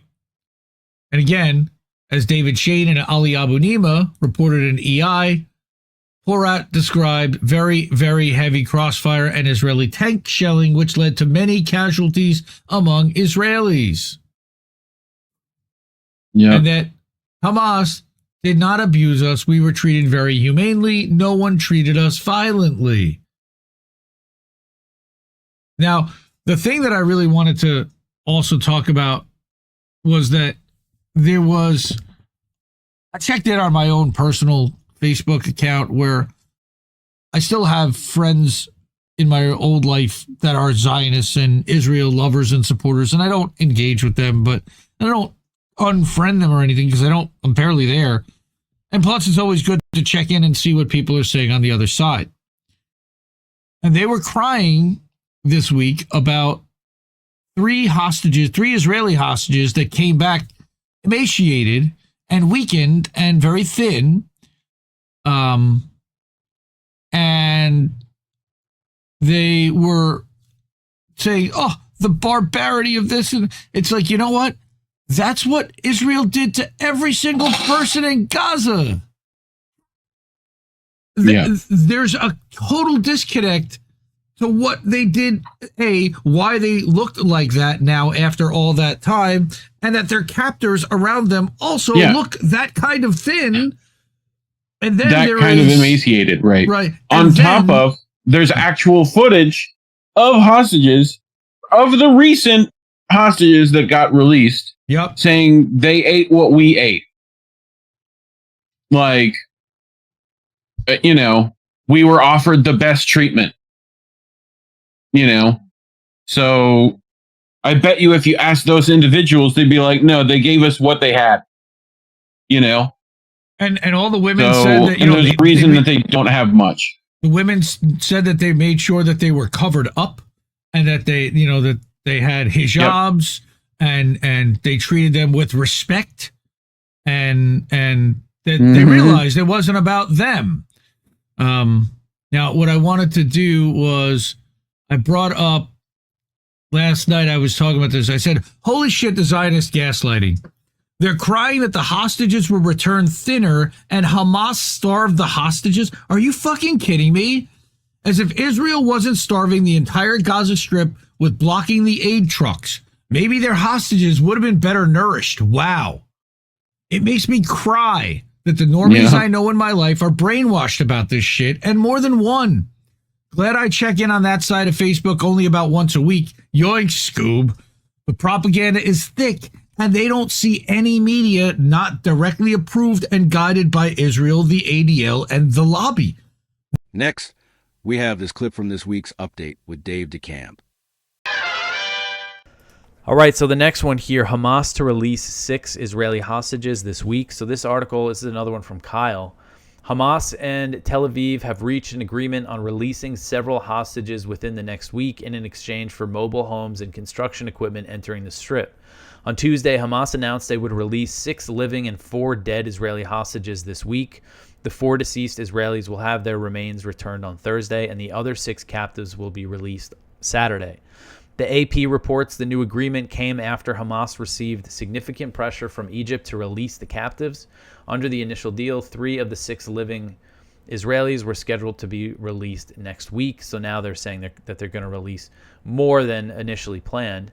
And Hamas says that Israel agreed to allow mobile homes and construction equipment into Gaza. And that's something they were supposed to do under the initial agreement. That should have happened already. But this is a big thing that they want in Gaza because of the living situation for people. And it's something, you see all the rhetoric from Trump, from Netanyahu saying, oh, they can't live there, they got to get out of there. I think they want to start establishing some at least temporary housing facilities that people can live in for, a long-term situation, potentially. Israeli officials confirmed the new deal with Hamas.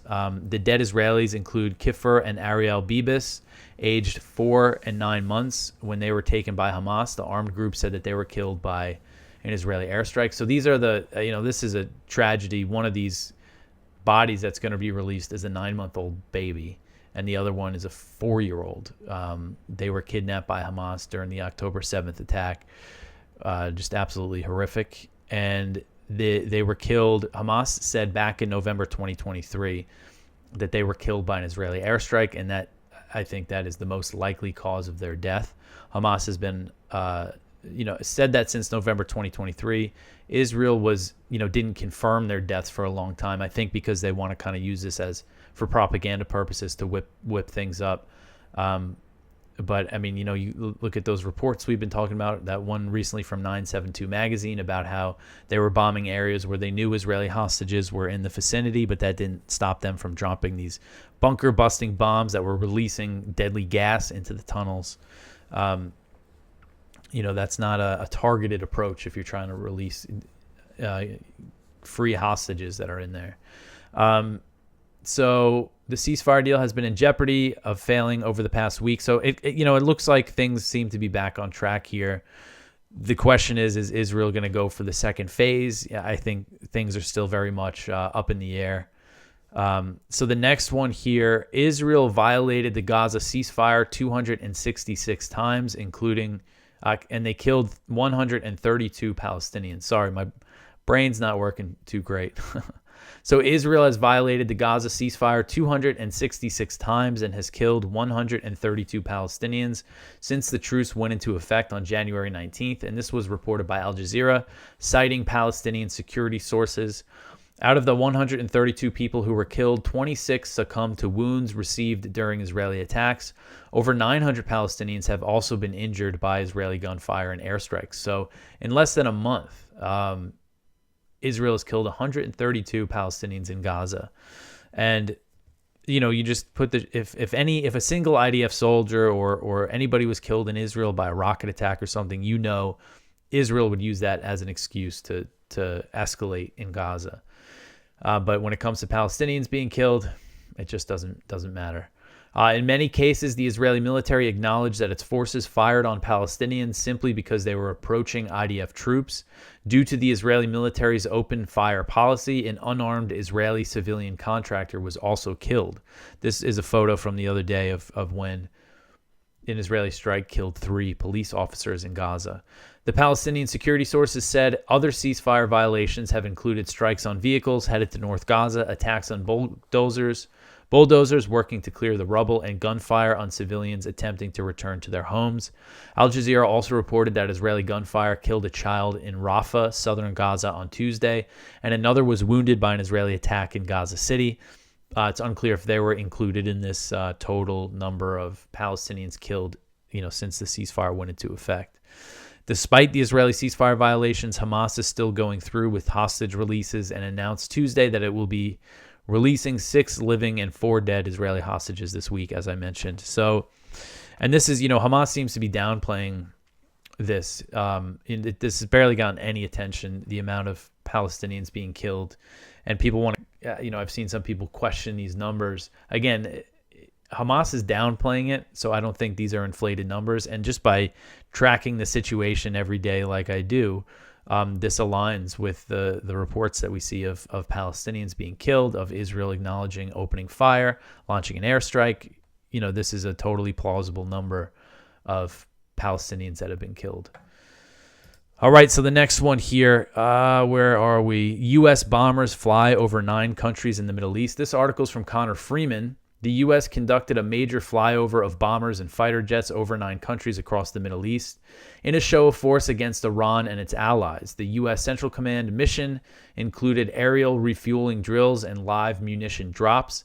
CENTCOM Chief General Eric Kurilla declared, quote, "Bomber task force missions demonstrate U.S. power projection, capability, commitment to regional security, and ability to respond to any state or non-state actor seeking to broaden or escalate conflict in the CENTCOM region," end quote.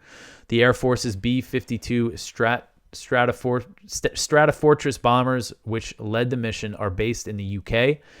Also involved were American F-15s and other fighters flown by unnamed partner nations. The warplanes first flew through Europe and then over 9 partner nations under the CENTCOM area of responsibility, which is the Middle East.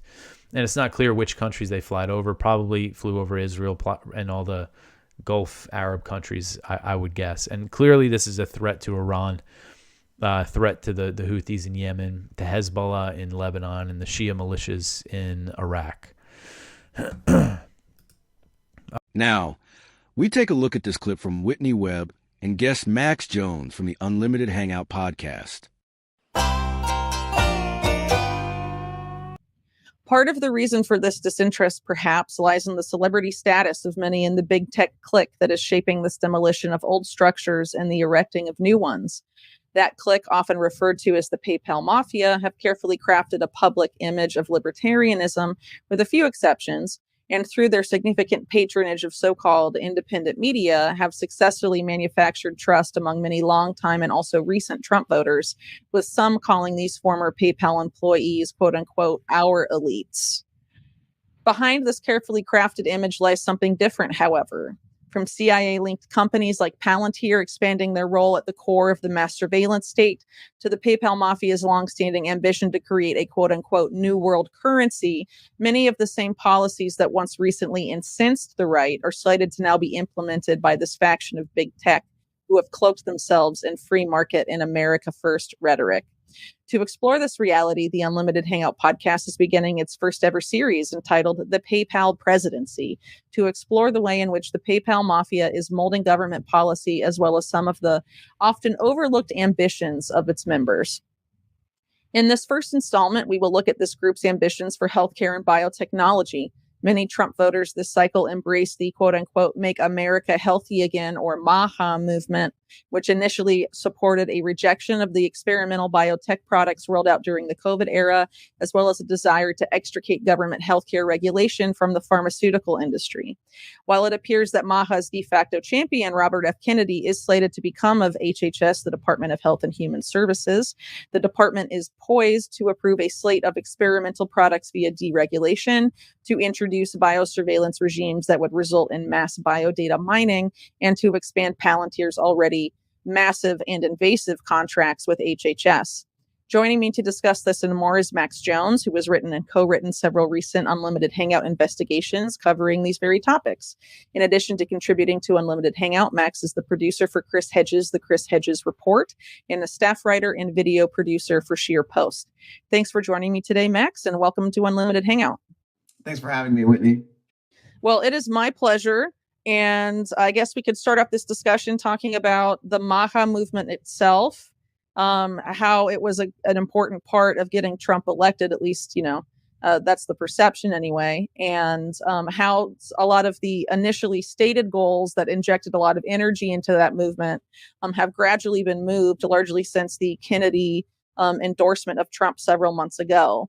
So as I noted earlier, a lot of the initial focus of MAHA was around taking big pharma, the pharmaceutical industry, out of government healthcare regulation, ending the so-called revolving door, which was a big focus of Robert F. Kennedy's campaign and some of his work prior, and definitely something he voiced extensively on his podcast, and also a rejection of COVID era policies that including the military run Operation Warp Speed, initially launched during the first Trump administration, and also the experimental biotech products, namely the mRNA vaccines that were produced downstream of Operation Warp Speed, and became, obviously a source of great controversy for a lot of people in this particular movement.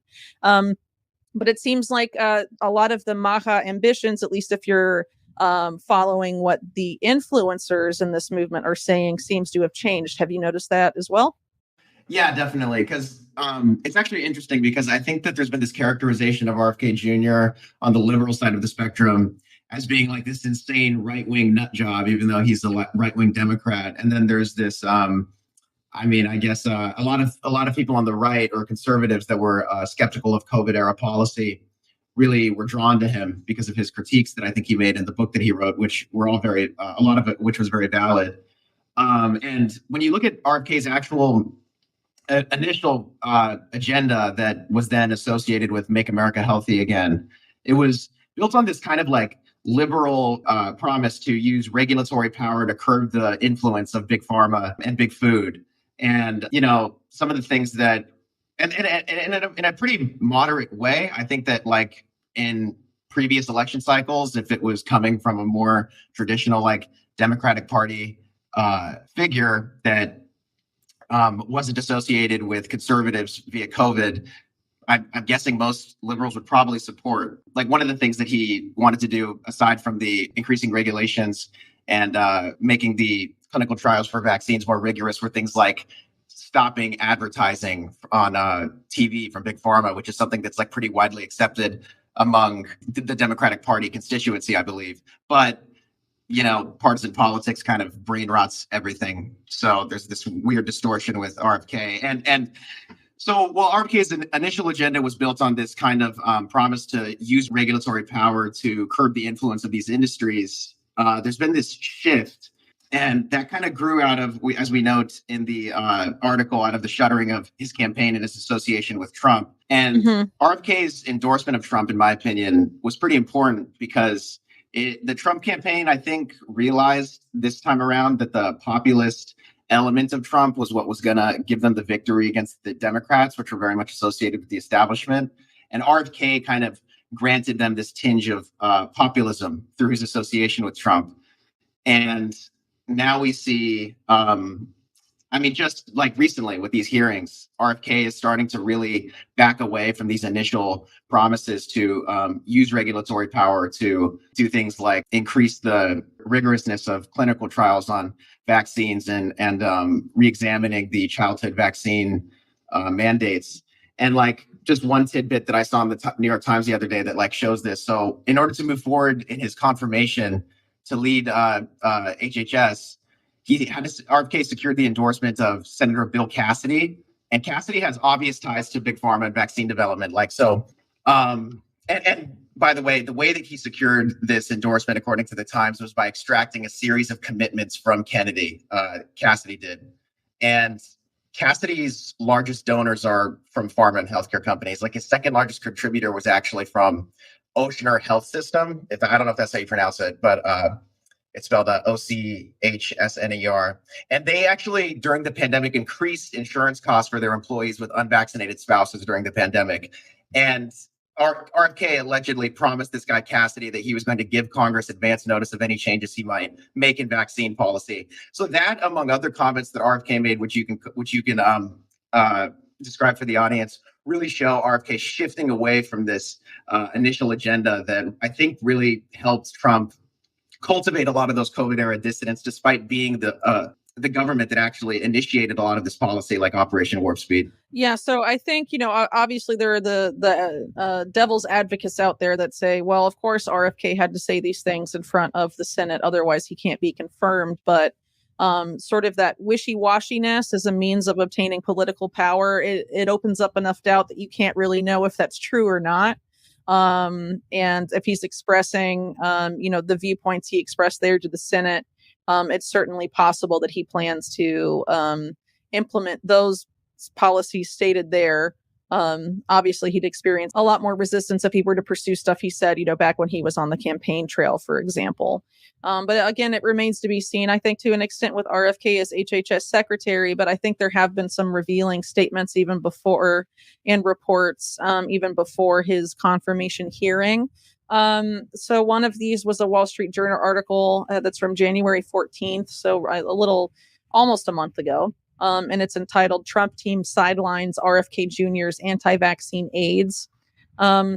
And essentially that article, citing people close to both Trump and Kennedy, says that Kennedy was sort of dumping a lot of his people close to him that were expected to serve as aides if he were appointed to HHS, that he had affiliations with from Children's Health Defense, from example, in favor of, it seems like he didn't really pick his staff, actually. So one of these would be that his chief of staff is Heather Flick, who was picked by Trump, who was previously involved with Alex Azar's HHS, which was Trump's first term. And, was the HHS that first declared COVID a health emergency and oversaw a lot of the creation and implementation of Operation Warp Speed before Biden came into office. And so there is a section in this article that basically, and I'm paraphrasing here, but essentially said something to the effect that he was going to not pursue changes to vaccine policy because and instead was going to focus on wins in food and exercise. And it's interesting that that report came out when it did, because in the months prior to that, sort of these several influential figures sort of seemed to come out of nowhere after the Kennedy endorsement of Trump, namely the Means siblings, Callie and Casey Means, and started promoting a lot of the stuff about sort of blaming the chronic disease epidemic, as it's been referred to, in which I agree with the nomenclature there, as being, pretty much entirely due to big food, but only specific aspects of things in big food. I don't think biotech, GMOs and the food supply have been really addressed meaningfully by the Mean siblings, but have sort of focused on the unhealthy standard American diet and sort of this promotion of things like beef tallow, among other things, which, is fine. I'm certainly not criticizing those claims, but I think it's sort of an effort to engineer a more myopic stance for Maha so that it's easier to secure those quote unquote wins for the movement and sort of act like campaign promises to that coalition were fulfilled, while avoiding the ones that involve removing industry influence from HHS and the FDA, for example, and anything that would have to do with sort of taking mRNA products off the market or making it more difficult to get on the market. Right. And another thing that I found interesting in that article was that they described Flick, according to a former FDA official. So I don't know exactly how accurate this claim is, but I wouldn't be surprised if it's true. And it seems to fit based on the money and interest in that are associated with the Trump administration, that Flick is acting as the sort of, this is what they say, sort of Trump guy's eyes and ears within the department too.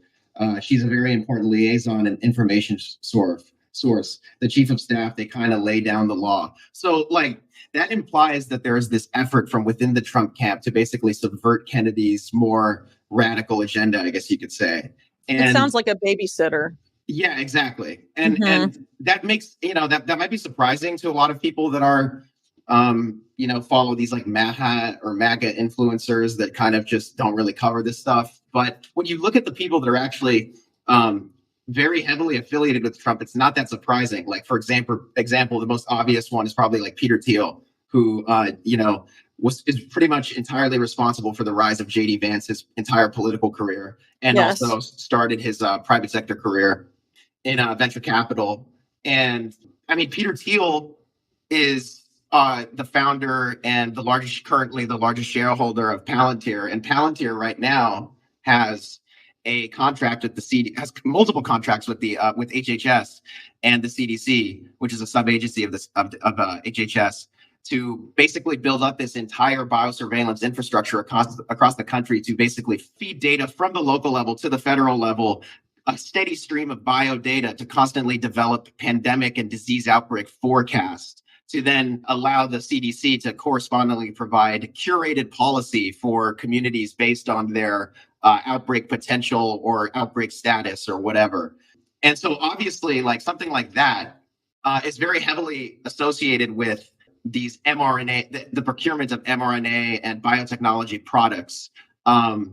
As we saw during COVID-19, like you reported, I think initially in the Last America Vagabond, about how Google and Oracle were, according to, I think, one of the Operation Warp Speed heads, I don't know if this was actually, like if the contracts were ever officially... Monsef Salawi, who was the head of Operation Warp Speed, said it, that Google and Oracle had received contracts to follow recipients of the COVID-19 mRNA vaccines for up to 2 years. Right. Yeah. So biosurveillance is part and parcel to emergency procurement, development, and distribution of biotechnology products. So like right there, you have a clear example of how one of the key guys associated with Trump has made huge investments in this industry existing in the first place. So when you take note of that, it actually makes this whole effort to subvert Kennedy and this incentive from Kennedy in order to secure the position to like basically distance himself from his initial policy agenda, it actually makes a lot of sense. Yeah, well, I think there's the potential also to do some sort of dynamic, some good cop, bad cop dynamic, at least in terms of public perception with HHS policy going forward.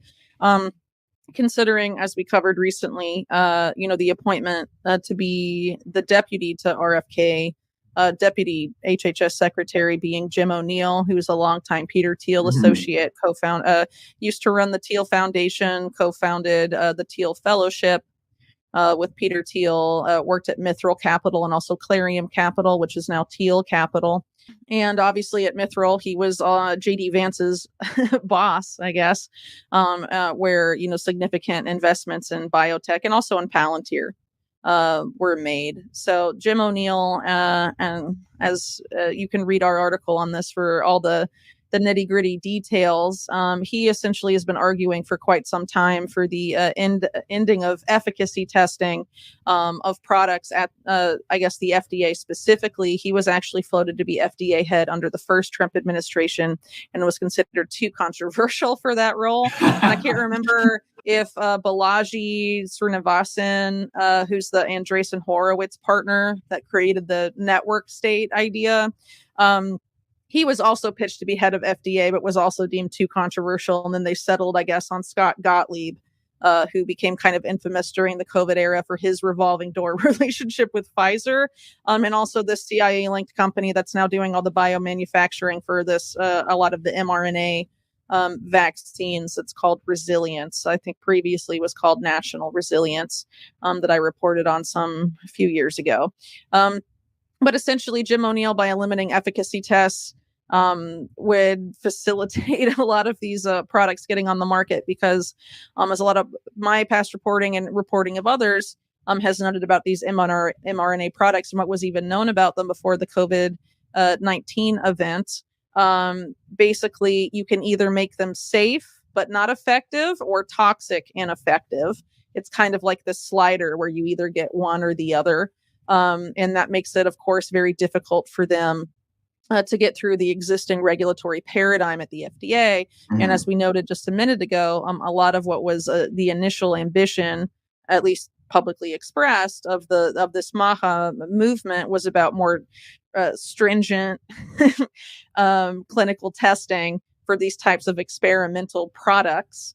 Because, of course, a lot of the controversy around what happened during COVID-19 is that, the emergency deregulatory paradigm was used to force this experimental biotech onto the market and onto the public. And basically, the people that took it became guinea pigs. And this is when you consider that for 10 years, Moderna and, Pfizer's BioNTech, they couldn't get anything on the market because they couldn't even get through animal trials.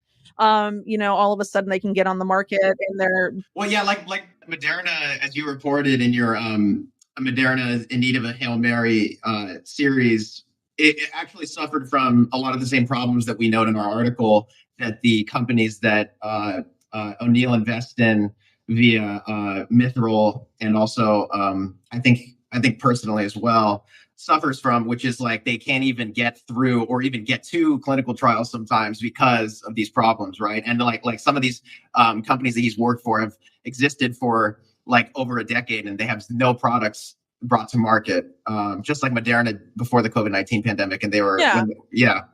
And so some of these companies have been around for like 15 years or longer in some cases, and haven't been able to get anything on the market. So obviously the only way to get it on the market thus far has been to, use COVID-19 vaccines because of, the emergency use authorization.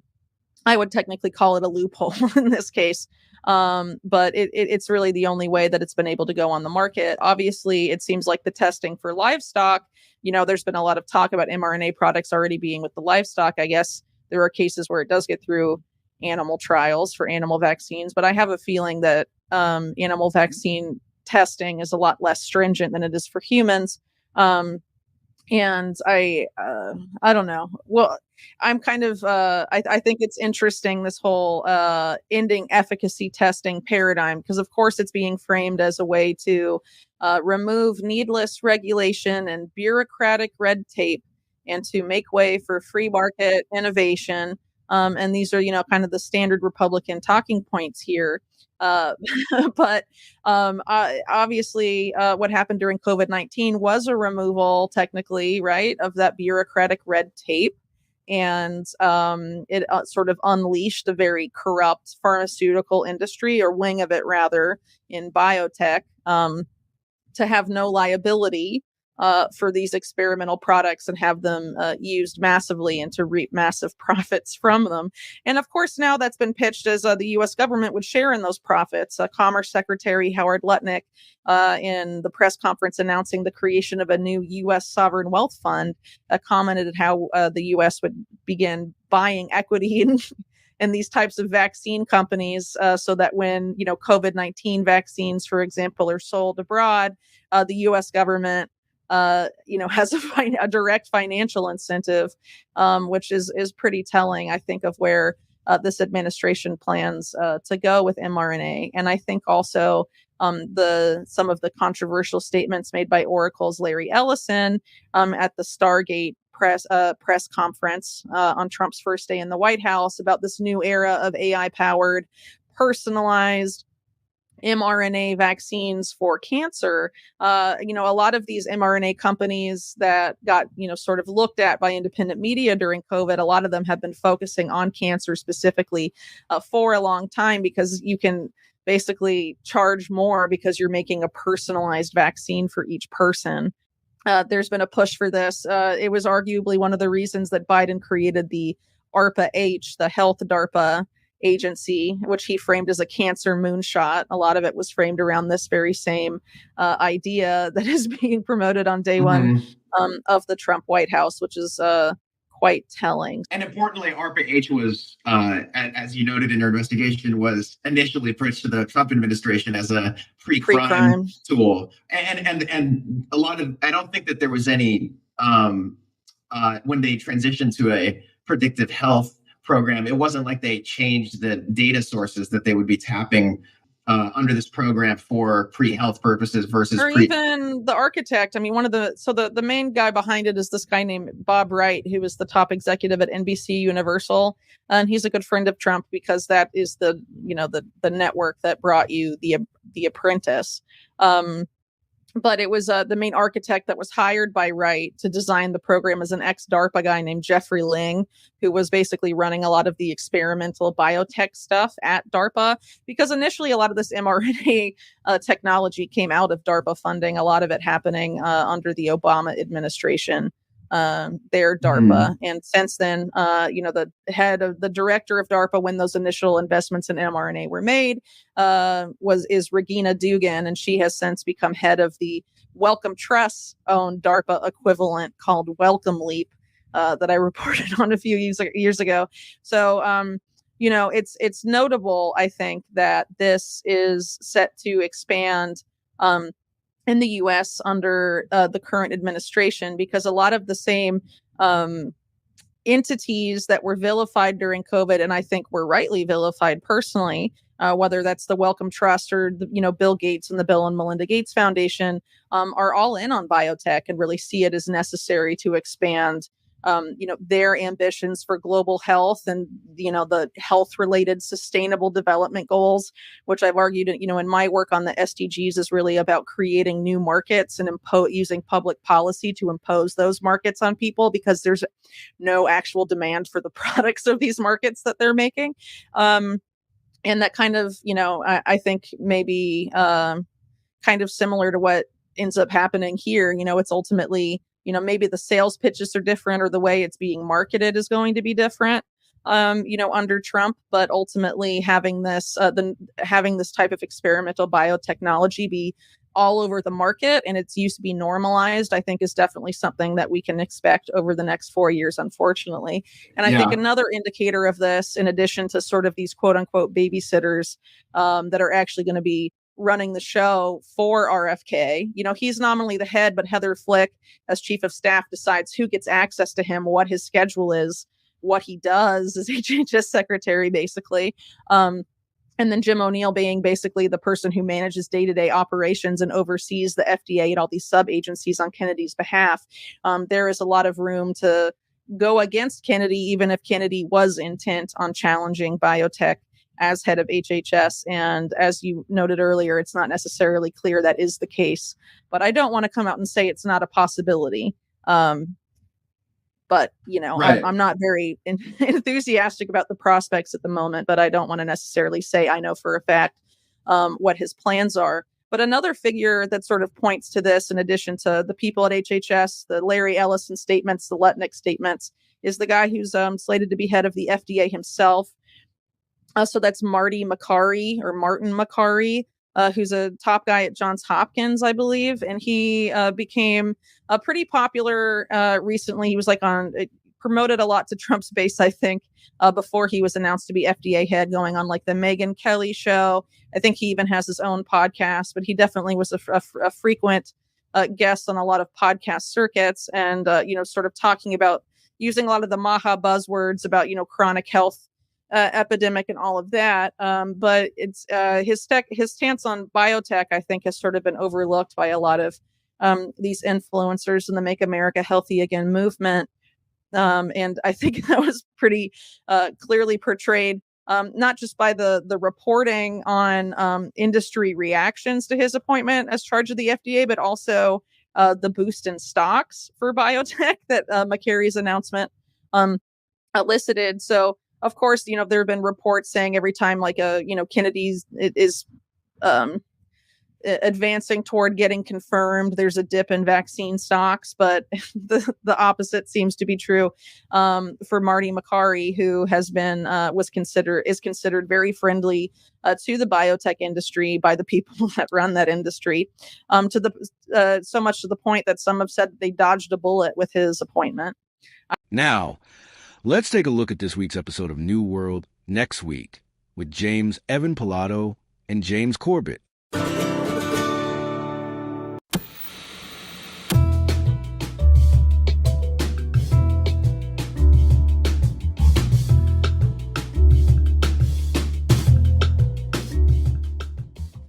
Welcome back to New World Next Week. I'm James Corbett of CorbettReport.com.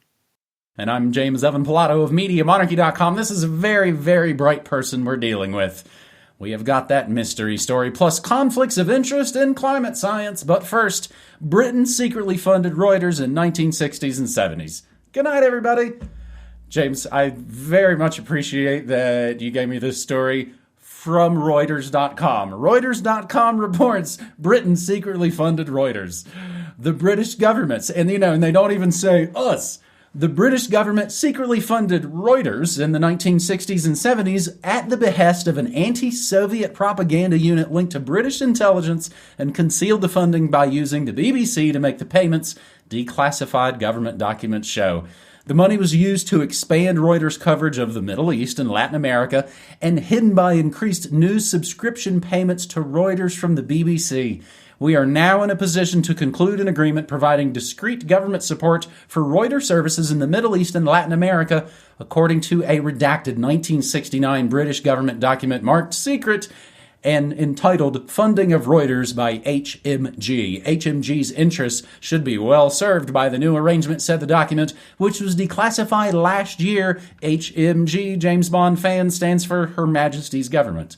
The extent of influence, if any, that the government was able to exert over Reuters news in return for the money is unclear from the documents, which detail a 1969 secret British government financing deal for Reuters. However, the documents illustrate the level of involvement the government once had in Reuters affairs and the explicit agreement to hide the money.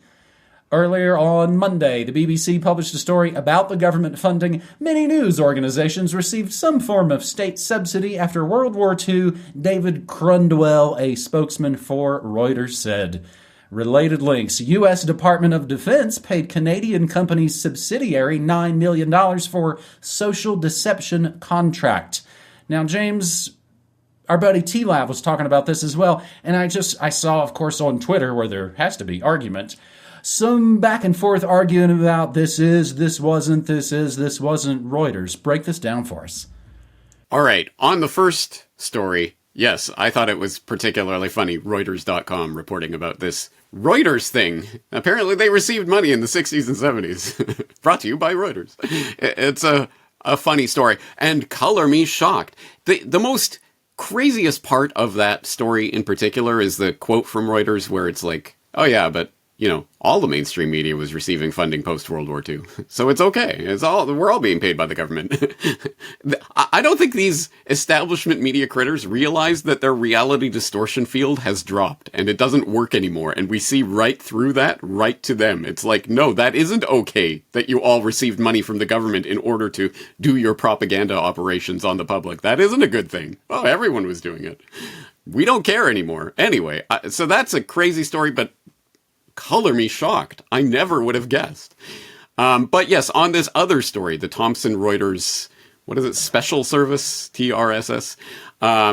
Yes. So the clarification that needs to be made is that Reuters News Agency is a subdivision of the Thomson Reuters Corporation, and Thomson Reuters Special Service is a different subsidiary. They are not the same thing. This isn't the Reuters News Agency. But it does, to my mind, it does raise the question of why is the Thomson Reuters Corporation that owns Reuters, why does it have this special service subsidiary that does these data-driven operations for DARPA and others, doing government contracts for social deception operations? Like, that doesn't make me feel any better to know that, don't worry guys, this isn't Reuters News Agency. But as the fact-checkers actually correctly point out with regard to this, yeah, Musk talks about this like, oh my god, look at this. Wait, when did that contract get signed? Under what administration? Oh, that's right, Trump. It was Trump 2018 White House that was signing these documents. So that's the excluded part that they don't want you to think too deeply about. But don't worry, guys. Now Elon Musk and Doge is in there bringing their technocratic algorithmic resources to bear to get rid of all this waste and corruption. So you can pinky swear they're not going to do any of this kind of stuff behind the scenes anymore. Anyway, it's a crazy story, and I agree that the distinction should be made, and people shouldn't say things that are factually untrue about them, like that this is the Reuters News Agency. It is not. In the same way, USAID was not funding BBC. They were funding BBC Media Action, which is the BBC's charitable arm. It's a different thing. They're providing services around the world, blah, blah, blah, and the fact-checkers will come along. No, USAID wasn't funding BBC.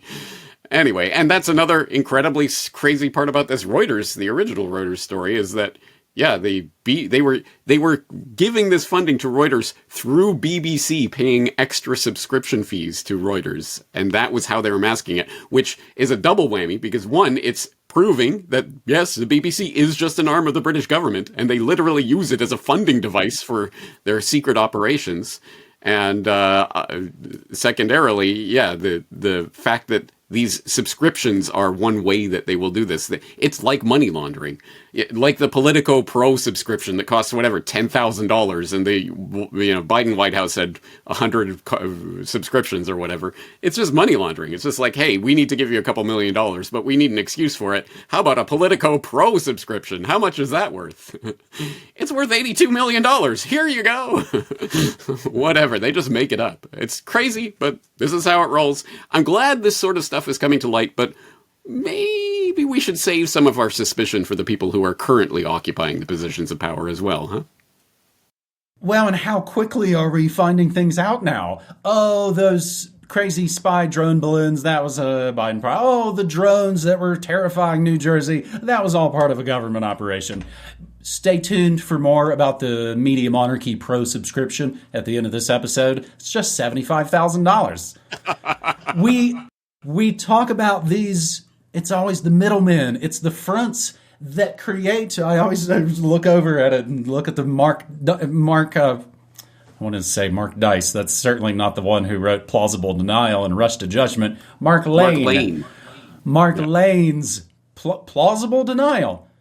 It's not Mr. Burns doing all that stuff. If you actually look at the records, this canary owns the nuclear power plant.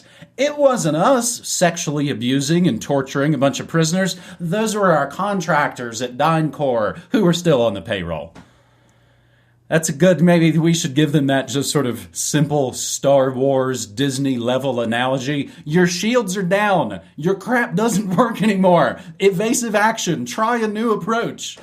That's how we get going on New World Next Week, episode 582. We started out as dudes in our apartments, and now the mainstream imitates all of us.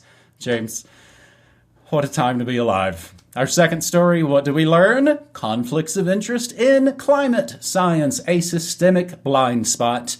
Taking this from What's Up With That and everything we say, always included down in your show notes. The field of climate science has long been presented as an objective, data-driven discipline, immune to the biases and financial conflicts that plague other scientific domains.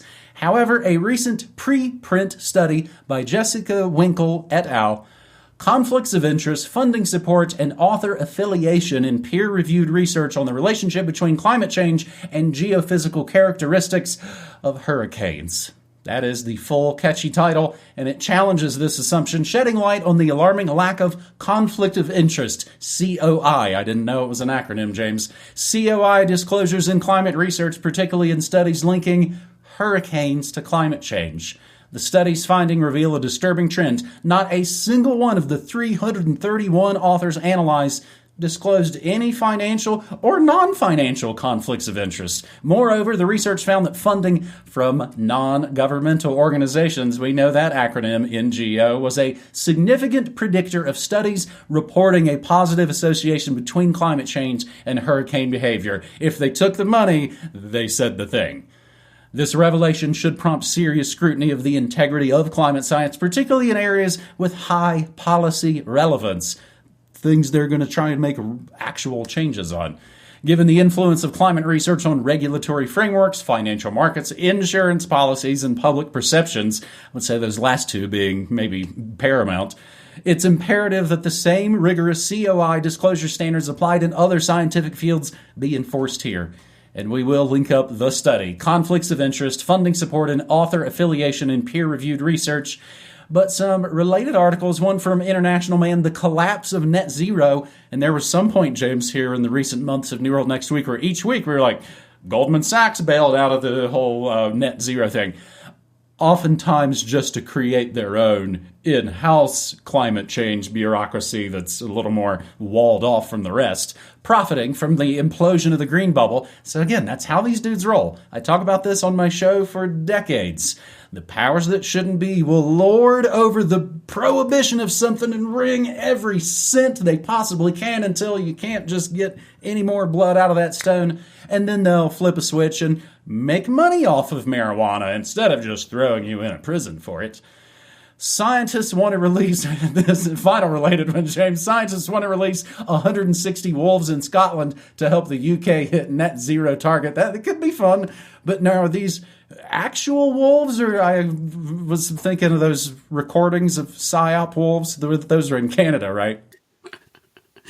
Yeah, good callback, actually. For people who don't remember that, maybe we should throw that in the show notes for people who don't remember. Yeah, the PSYOP wolves. Crazy stuff.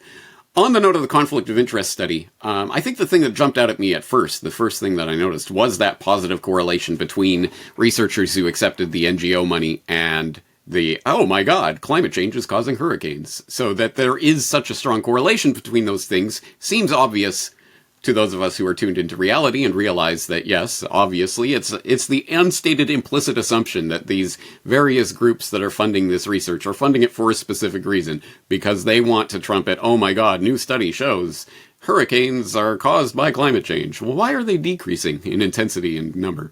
Don't worry about that, guys. But, of course, I haven't seen this argument, but I'm sure that the exact opposite will be there. Well, of course, the NGO-funded studies find the correlation because the other studies must be funded by big oil or something that don't want to find that correlation. It's the unwinnable game in that sense. On the interest, on the subject of the conflict of interest, I would say, yeah, again, it's not surprising that researchers don't disclose, oh my God, well, we got a grant from this whatever, NOAA or whoever, to do this study, because that's totally neutral funding. They'd only have to disclose it if it was like Exxon or something like that, and we didn't get any money from them. Therefore, there's no conflict of interest.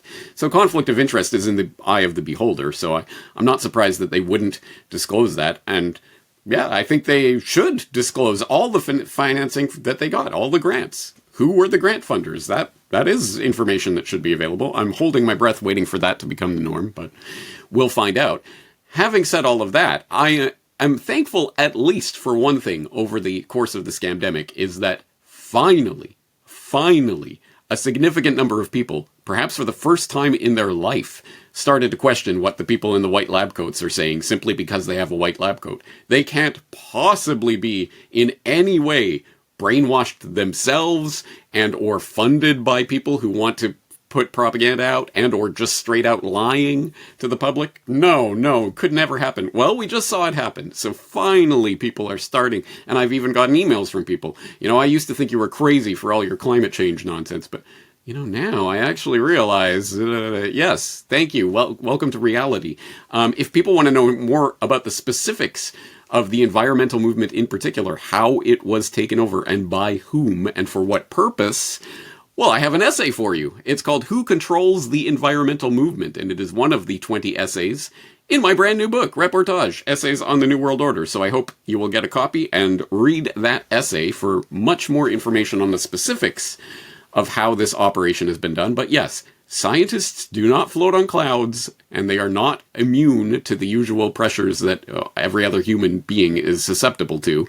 And this study is just another case in point, just another thing to prove that point. Reportage not available through the Media Monarchy Pro subscription. James, how similar are these first two stories? It's like these are the exact same stories. Propaganda funds roll through your government and media, so they'll say whichever. Depends on which way it flows. Again, like Mussolini said, it's all still corporatism. It really struck me. It's like, wait, this is the second story. We changed subjects ostensibly on this episode 582. Holy moly. So, where do we go from there? How about maybe instead of another week of Trump dates, we get weird? I'm a true crime fan. I have got 6 words for you. Trans vegan terror cult serial killers. From the Associated Press. Leader of cult-like Zizians linked to 6 killings ordered held without bail in Maryland. Dateline, Cumberland, Maryland. Scumberland, we called it back east. The leader of a cult-like group connected to 6 killings in 3 states was held without bail Tuesday in Maryland, where she faces trespassing and other charges. Jack Lasota, 34, and 2 others arrested with her on Sunday appeared via video conference for bail hearings in Allegheny District Court. A judge ordered all 3 held without bail, describing them as dangerous flight risks. Now see if you can keep up with this wild story. Allegheny County State's attorneys James Elliott said during the hearing Tuesday that Lasota has faked her own death in the past and appears to be the leader of an extremist group called the Zizians, Z-I-Z, that's been linked to multiple deaths. Lesota, known online as Ziz, Z-I-Z, asked for pre-trial release, saying she's homeless with no means of traveling, suddenly. Speaking haltingly, she also repeatedly requested a vegan diet, saying she could starve, otherwise was already in a mild state of delirium due to lack of food. I haven't done anything wrong, she told the judge. Note they didn't say, I didn't kill anybody. Members of the group have been tied to the death of a woman during an attack on a California landlord in November 2022, the landlord's subsequent slaying in January, and the deaths of a Pennsylvania couple in between. Most recently, the group has been linked to a highway shootout in Vermont that left a U.S. Border Patrol agent and one of the car passengers dead.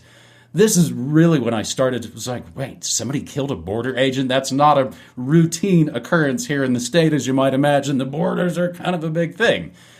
The Pennsylvania victims were the parents of Michelle Zajko, who was arrested with Jack Lesota and Daniel Blank. All three were charged with trespassing and obstructing law enforcement after a Frostburg, Maryland resident told police 3 suspicious people had parked 2 box trucks on his property and asked if they could camp there for a month. This sounds like the weird Taos compound. The trucks were found in a largely remote wooded area near the Maryland-Pennsylvania line, according to police. Again, James, this is my whole back East Coast stomping grounds. Zajko, 32, was also charged with resisting arrest and carrying a handgun. Lesota was charged with having a gun in a vehicle. They were dressed in black, and 2 wore gun belts holding ammunition, according to police. Officers, found a rifle in the back of one truck and a handgun on the front floorboard. Zajko, who refused to put her hands on her back and was taken to the ground, was also carrying a handgun. Elliott, the aforementioned prosecutor, said 2 other guns Zajko purchased were recovered in connection with the January 20 shooting death of Border Patrol agent Chris Milan, 44, following a traffic stop in Coventry, Vermont. So how are they able to get guns? Maybe we'll have to grow and get more hardcore on the Second Amendment. Felix Baukholt, a passenger in the car, also died. And the driver, Teresa Youngblut, had pleaded not guilty to federal firearms charges. And again, that was the first I had heard of this story. Teresa Youngblut murdered a border agent. Who would just go off and do this? And I started to see a little more and started to see actually places like the San Francisco Chronicle hardcore doing investigations into this story because they realized, as again, many news outlets might go, this is a huge story and nobody's really talking about it. It's in our backyard. We might be able to win a Peabody or something. So much to the story, but suffice it to say, at the middle of it all is Jack Lesota, a transgender woman who published a dark and sometimes violent blog under the name Ziz. Rebecca Francor-Bredden, public defender representing Lesota, said she had spoken with Lesota's mother twice since the arrest. The attorney noted Lesota's educational achievements, including a degree in computer engineering. This is a very, very bright person we're dealing with. I went into this pretty heavy on a Morning Monarchy recently, February 6th. I will link that up. The trans vegan terror cult serial killers the mainstream media have to ignore. James, a little bit of strange true crime, because again, we wonder about all the funding, we wonder about all the front groups, but we also wonder how many of the serial killers and satanic ritual attacks are fronts for intelligence agencies for any number of nefarious reasons. James? Yeah. It often turns out that way, doesn't it? And I must admit, you say, I hope you can follow all this. I think this is my 3rd time reading through this story, and I'm still trying to piece it together in my head, and I still don't quite understand what this group is, or why they're killing landlords, or what any of this is. It's wild. It does have a feeling of a natural born killer. Again, and you got to wonder, and they write a blog, and how known to law enforcement are these folks, and how many times are they going to later say, well, shucks, we should have gotten them here, or we should have stopped them there. And it turns out they were part of some MK Ultra experiment 20 years ago. And we'll wait for that update. But in the meantime, I just think it's interesting. Yeah, a whole part of the story is that you notice when the mainstream are reporting on it, they will constantly just use the name Lesota, so they never have to use this person's pronouns. Anyway, interesting stuff, wild and crazy. And it just, you know what it brings to my mind? I wonder what the news would have been like in, say, 3rd or 4th century Rome. Like, what would the average Roman have been hearing as their empire is collapsing around them? What would have the average daily news roundup been like?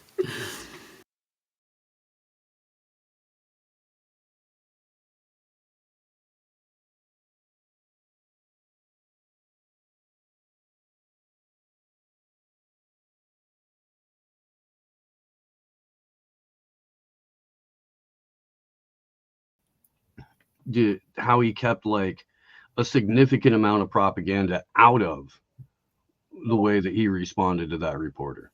So we'll see. We'll see. Let's hear it from the horse's mouth. Right? Guy liner and all, JD Vance. Let's hear it from the puppet's mouth, you know. $4,000 suit. Well, thank you. And thanks to all the gathered delegates and luminaries and media professionals. And thanks especially to the hosts of the Munich Security Conference for being able to put on such an incredible event. We're, of course, thrilled to be here. We're happy to be here. And, you know, one of the things that I wanted to talk about today is, of course, our shared values. And, you know, it's great to be back in Germany. As you heard earlier, I was here last year as United States Senator. I saw Foreign Secretary David Lammy joke that both of us last year had different jobs than we have now. But now it's time for all of our countries, for all of us who have been fortunate enough to be given political power by our respective peoples, to use it wisely to improve their lives. And I want to say that, you know, I was fortunate in my time here to spend some time outside the walls of this conference over the last 24 hours. And I've been so impressed by the hospitality of the people, even as, of course, as they're reeling from yesterday's horrendous attack.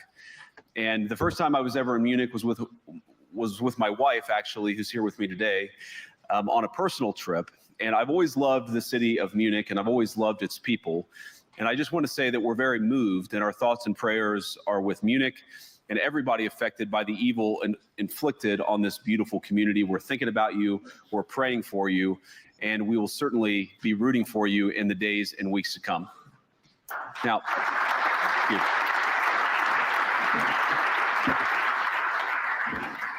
I hope that's not the last bit of applause that I get, but we gather at this conference, of course, to discuss security. And normally we mean threats to our external security. I see many great military leaders gathered here today.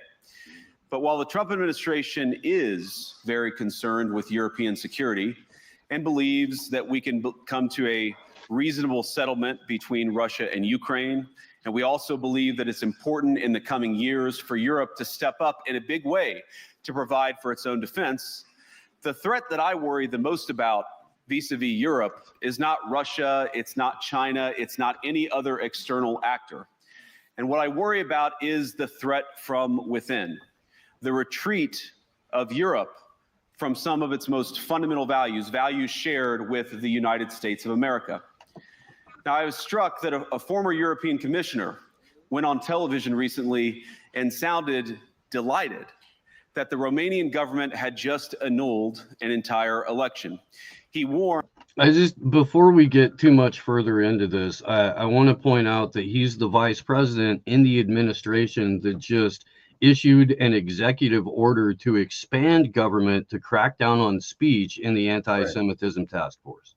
Right. Yeah. And as he's speaking, consider the fact that Peter Thiel is the reason why he's up there. It's like, let's not forget little things like that. It's like, give credit where credit is due for truth, because truth is, you know, it's not subject to one man or one woman. Truth is truth. So it's like, you know, but at the same time, recognize who's talking to you and consider that he might have an agenda. So that's hilarious, Jordan. Hilarious. That's funny. But yeah, yes, you're absolutely correct, my friend. This is going to be a masterclass in duplicity, I think. That's the sense I'm getting. That if things don't go to plan, the very same thing could happen in Germany too. Now, these cavalier statements are shocking to American ears. For years, we've been told that everything we fund and support is in the name of our shared democratic values. Everything from our Ukraine policy to digital censorship is billed as a defense of democracy.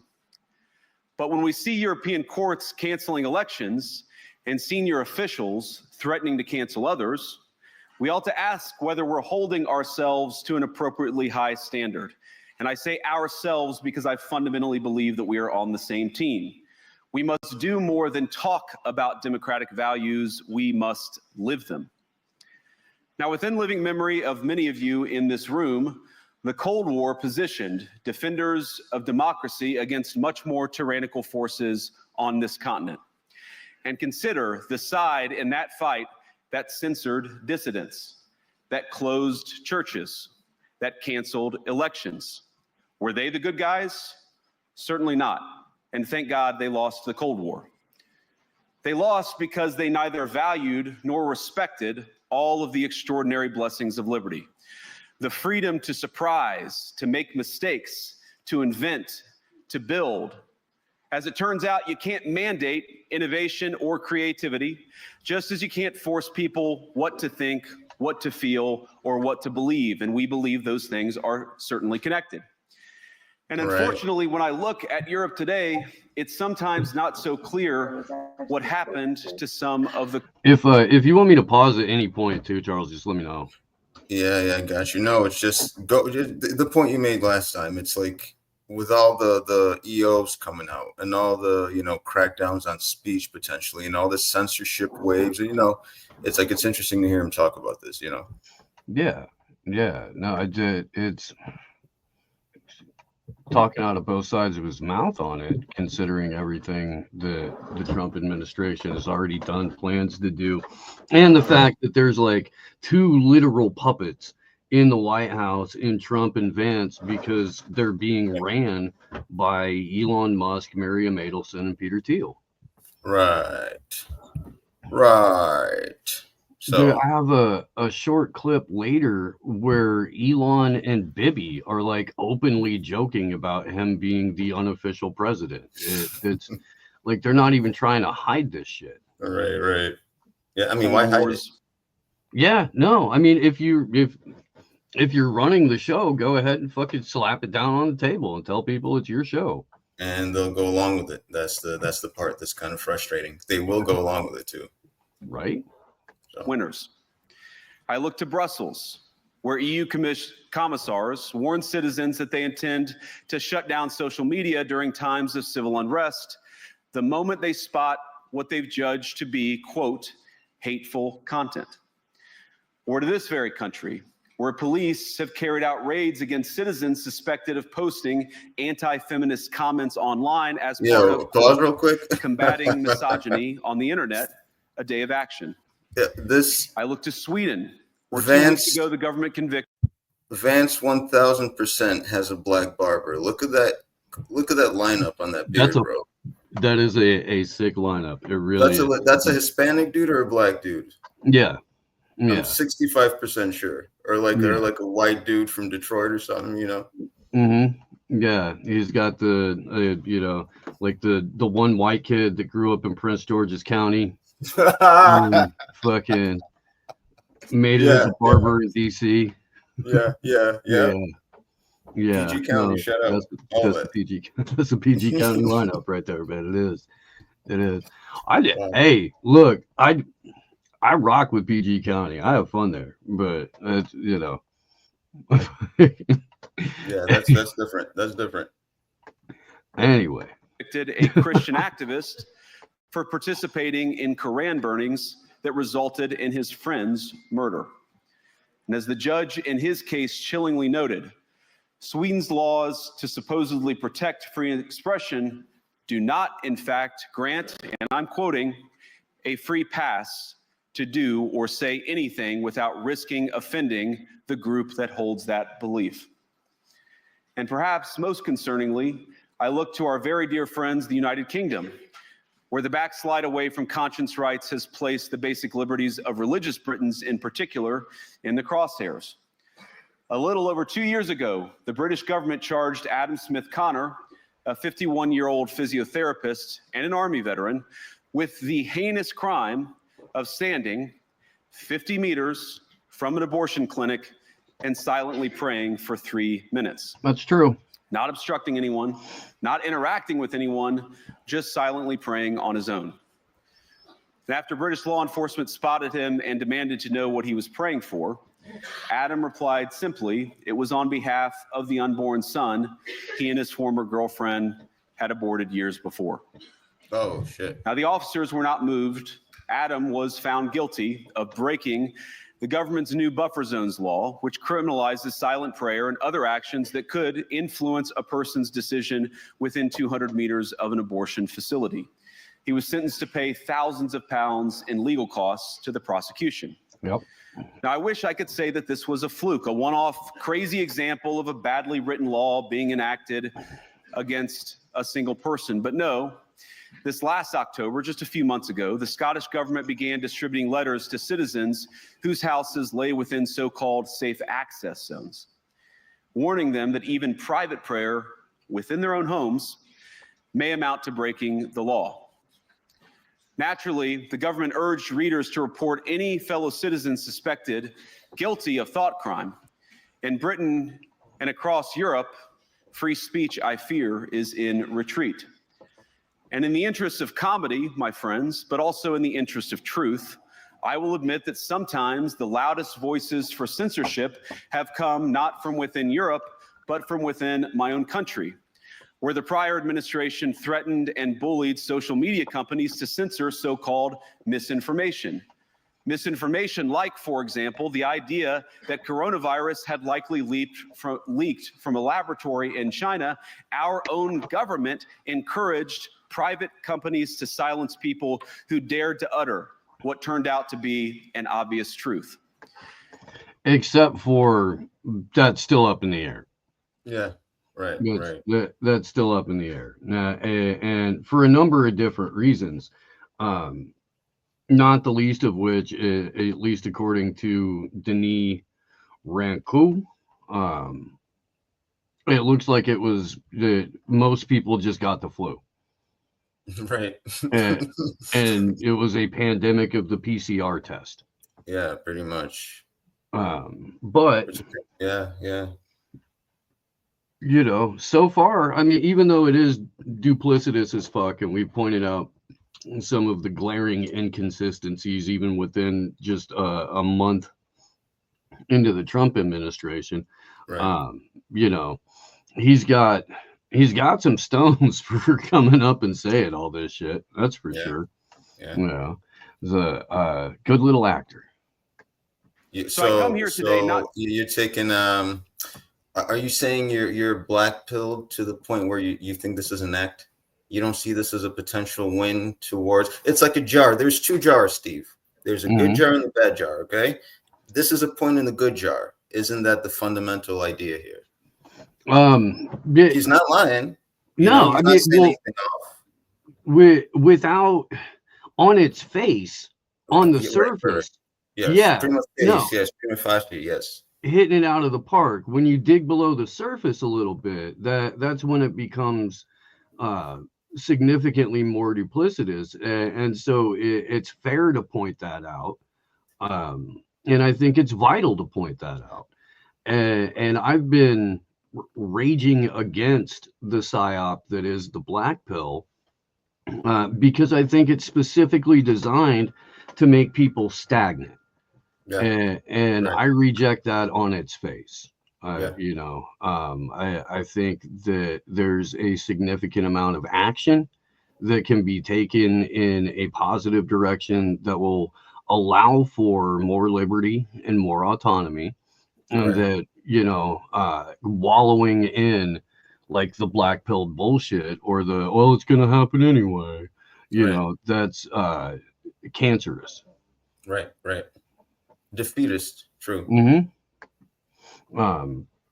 So I'm not sure what color pill I am.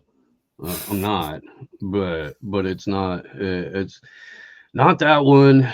It's definitely not red pilled. You know, it's something significantly different. Yeah.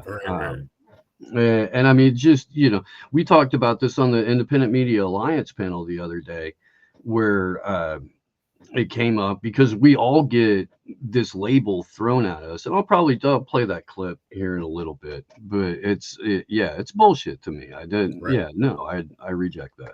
Not just with an observation, but with an offer. And just as the Biden administration seemed desperate to silence people for speaking their minds, so the Trump administration will do precisely the opposite, and I hope that we can work together on that. In Washington, there is a new sheriff in town, and under Donald Trump's leadership, we may disagree with your views, but we will fight to defend your right to offer it in the public square, agree or disagree.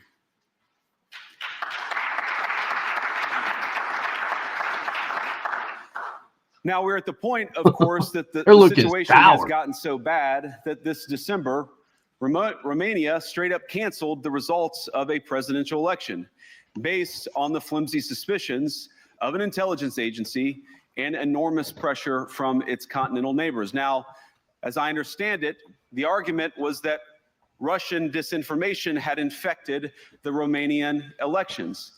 But I'd ask my European friends to have some perspective. You can believe it's wrong for Russia to buy social media advertisements to influence your elections. We certainly do. You can condemn it on the world stage even. But if your democracy can be destroyed with a few $100,000 of digital advertising from a foreign country, then it wasn't very strong to begin with. Now, the good news is that I happen to think your democracies are substantially less brittle than many people apparently fear. And I really do believe that allowing our citizens to speak their mind will make them stronger still. Which, of course, brings us back to Munich, where the organizers of this very conference have banned lawmakers representing populist parties on both the left and the right from participating in these conversations. Now, again, we don't have to agree with everything or anything that people say. But when political leaders represent an important constituency, it is incumbent upon us to at least participate in dialogue with them.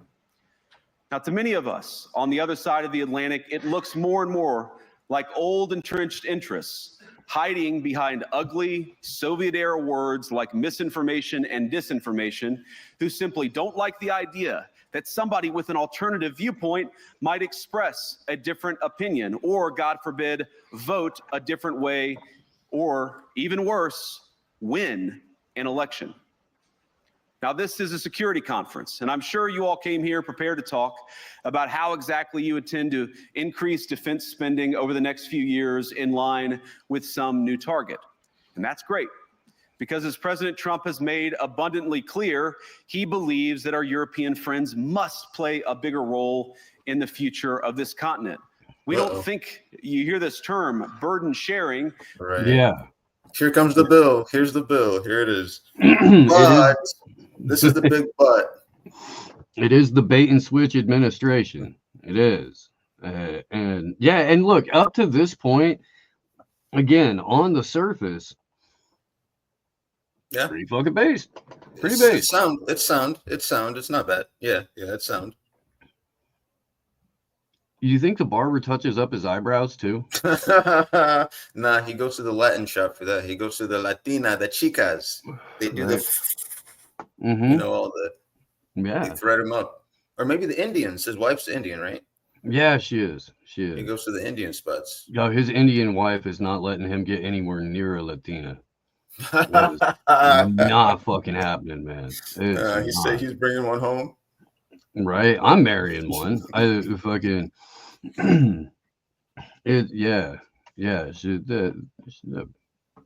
gets any dude. He's not even allowed to bring home tacos. Yeah, no, he can't do that. It's strictly curry, dude. Curry for breakfast, lunch, and dinner, nigga. That's all. That's it. Oh shit. But we think it's an important part of being in a shared alliance together that the Europeans step up while America focuses on areas of the world that are in great danger. But let me also ask you, how will you even begin to think through the kinds of budgeting questions if we don't know what it is that we're defending in the first place. I've heard a lot already in my conversations, and I've had many, many great conversations with many people gathered here in this room. I've heard a lot about what you need to defend yourselves from, and of course that's important. But what has seemed a little bit less clear to me, and certainly I think to many of the citizens of Europe, is what exactly it is that you're defending yourselves for.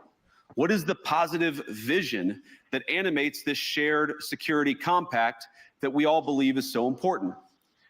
And I believe deeply that there is no security if you are afraid of the voices, the opinions, and the conscience that guide your very own people. Europe faces many challenges, but the crisis this continent faces right now, the crisis I believe we all face together, is one of our own making. If you're running in fear of your own voters, there is nothing America can do for you.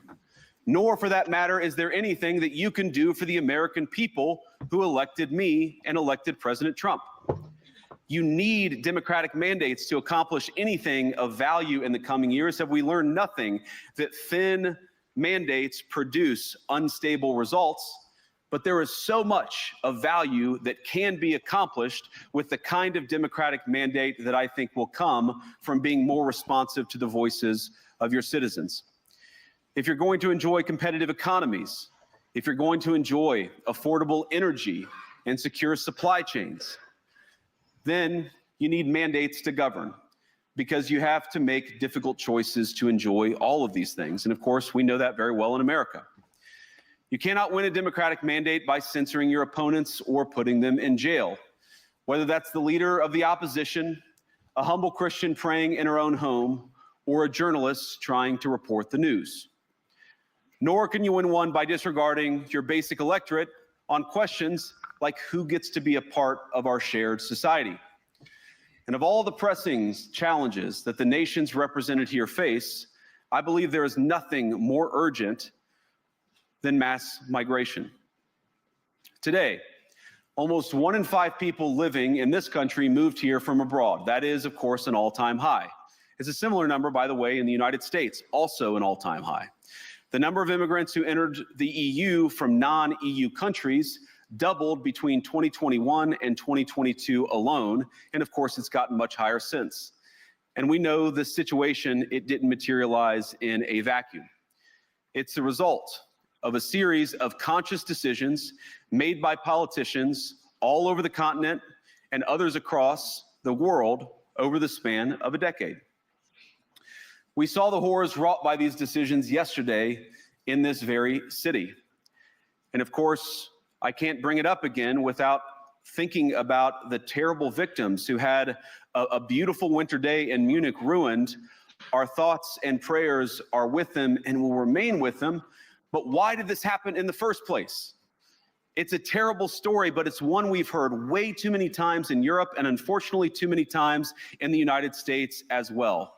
An asylum seeker, often a young man in his mid-20s, already known to police, rams a car into a crowd and shatters a community. How many times must we suffer these appalling setbacks before we change course and take our shared civilization in a new direction? No voter on this continent went to the ballot box to open the floodgates to millions of unvetted immigrants. But you know what they did vote for? In England, they voted for Brexit, and agree or disagree, they voted for it. And more all over Europe, they're voting for political leaders who promise to put an end to out-of-control migration. Now, I happen to agree with a lot of these concerns, but you don't have to agree with me. I just think that people care about their homes, they care about their dreams, they care about their safety and their capacity to provide for themselves and their children. And they're smart. I think this is one of the most important things I've learned in my brief time in politics. Contrary to what you might hear a couple mountains over in Davos, the citizens of all of our nations don't generally think of themselves as educated animals or as interchangeable cogs of a global economy. And it's hardly surprising.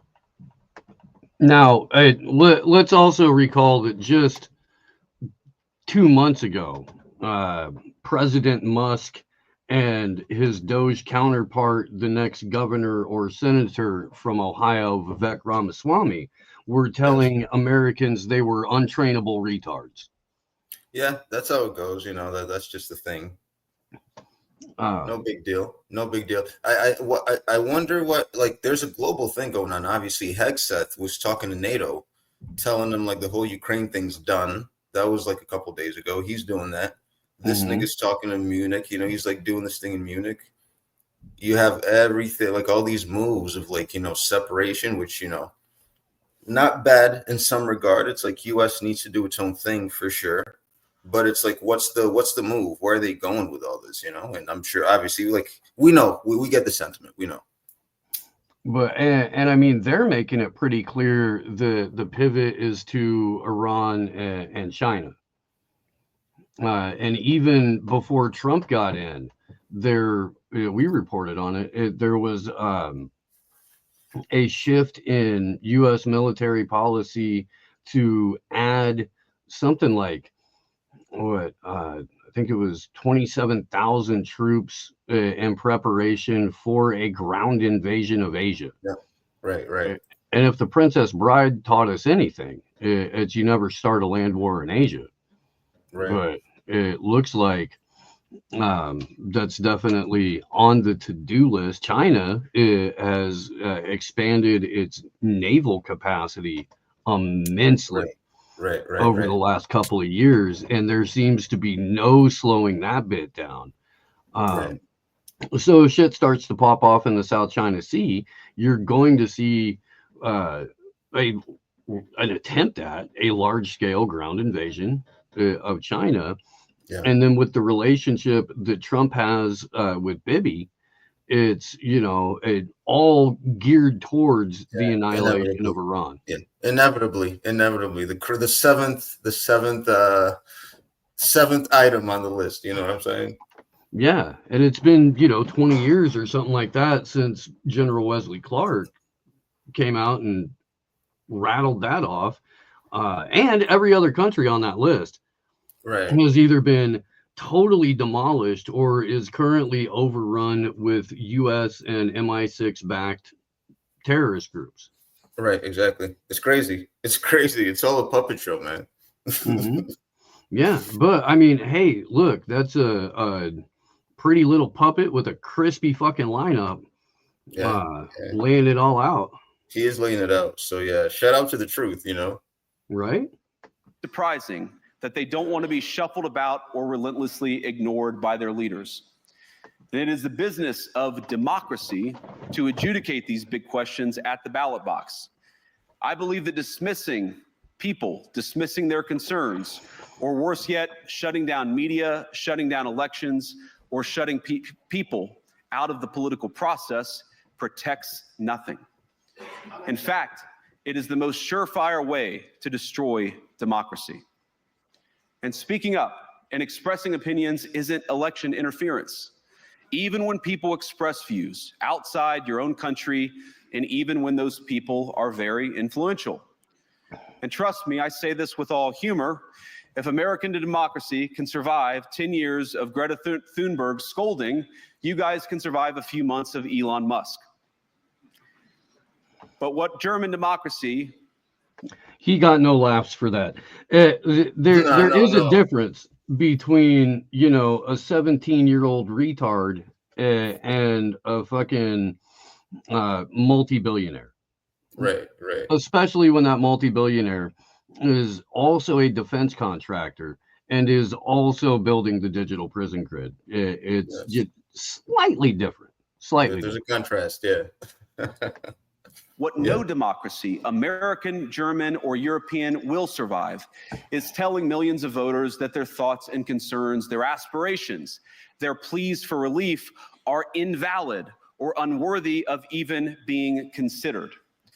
Democracy rests on the sacred principle that the voice of the people matters. There's no room for firewalls. You either uphold the principle or you don't. Unless it's anti-Semitism. Europeans, the people, have a voice. European leaders have a choice. And my strong belief is that we do not need to be afraid of the future. You can embrace what your people tell you, even when it's surprising, even when you don't agree. And if you do so, you can face the future with certainty and with confidence, knowing that the nation stands behind each of you.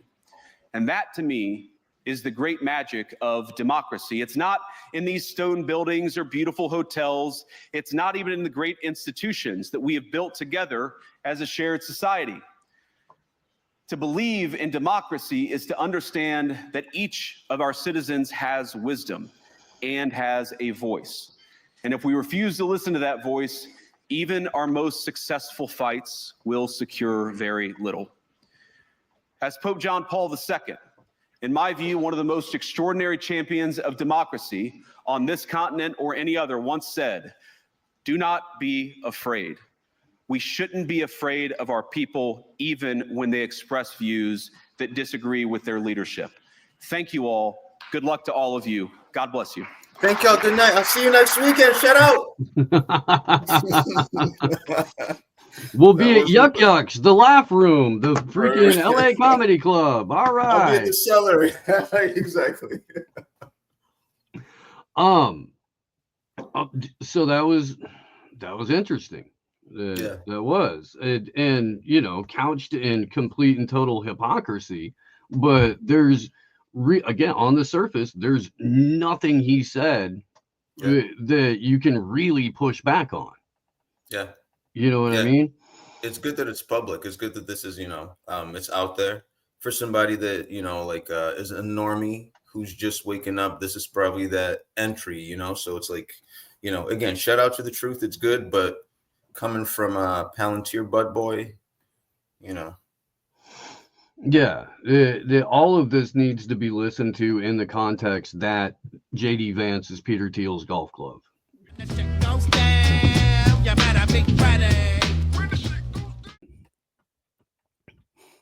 Speaking of Patrice, let's stay with jokes for a minute because it's getting a lot more warmongery than normal. And so there's some hectic shit to talk about today. So let's stay with funny for a moment. We're like, I'm trying to like make it so women just like understand a little bit of like just to sympathize. It's like we're like sport fishermen. This is what I'm saying. Men like to fish, and sport fishing is different from catching fish for food. You just get it, you catch it, and you show your friends.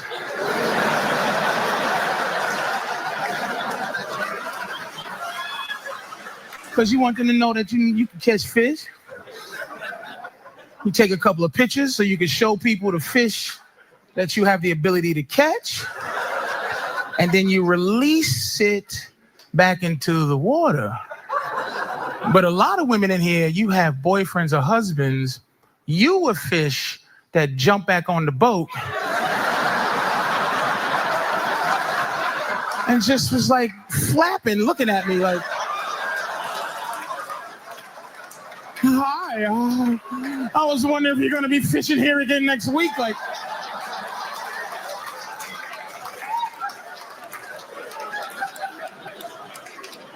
yeah, for other fish, get off my boat. Is that how you treat all the fish? You'd be like, oh, God damn. Nope, I'm sorry, sweetie. You're the last fish I ever wanted to be with. Now you stuck. Stuck with the last fish who was loving you and fighting hard to be on your boat. Then she got comfortable, and now instead of doing this, she's like, so we've been together for like a year now. Why do you still have a boat? You'd be like, so what's she trying to say? I can't catch fish no more? Why do you need to catch a fish? Because if I lose my ability to catch fish, then you're not gonna find me sexy no more. So you gotta smell fish on me so that you know I can catch fish so you can act right.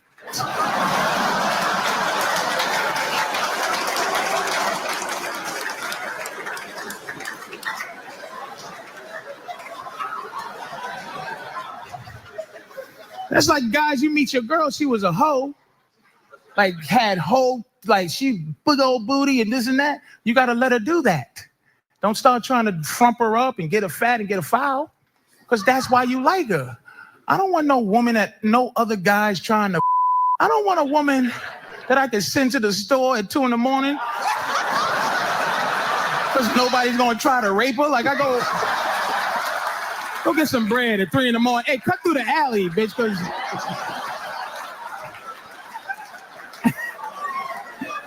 I talk to the junkies. They don't want it. They don't like it.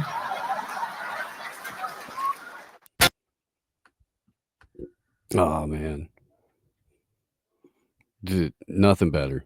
Nothing better. R.I.P. Patrice.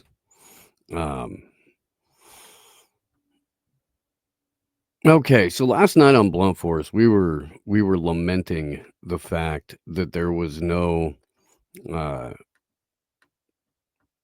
video footage of the Delta flight that crashed and flipped upside down right outside of the Toronto airport.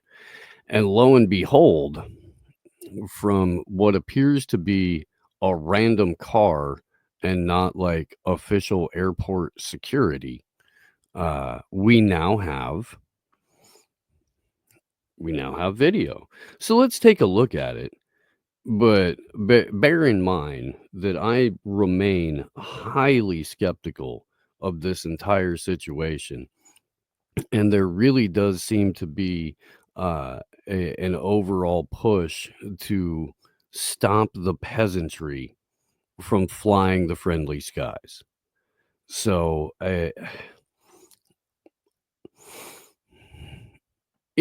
question everything, as our buddy Ryan says. Do that. Let's take a look.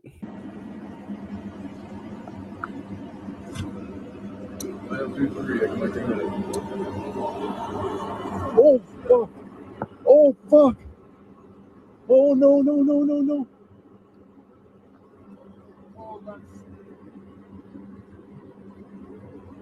Tower, you're seeing this airplane just crash into. Oh my god! Oh my god! Well, hold shooter. Come on, take a minute. Huh. Let's run that back a little bit. Clear skies over Toronto. Nose way up and way down. Oh fuck! Oh fuck! Oh no!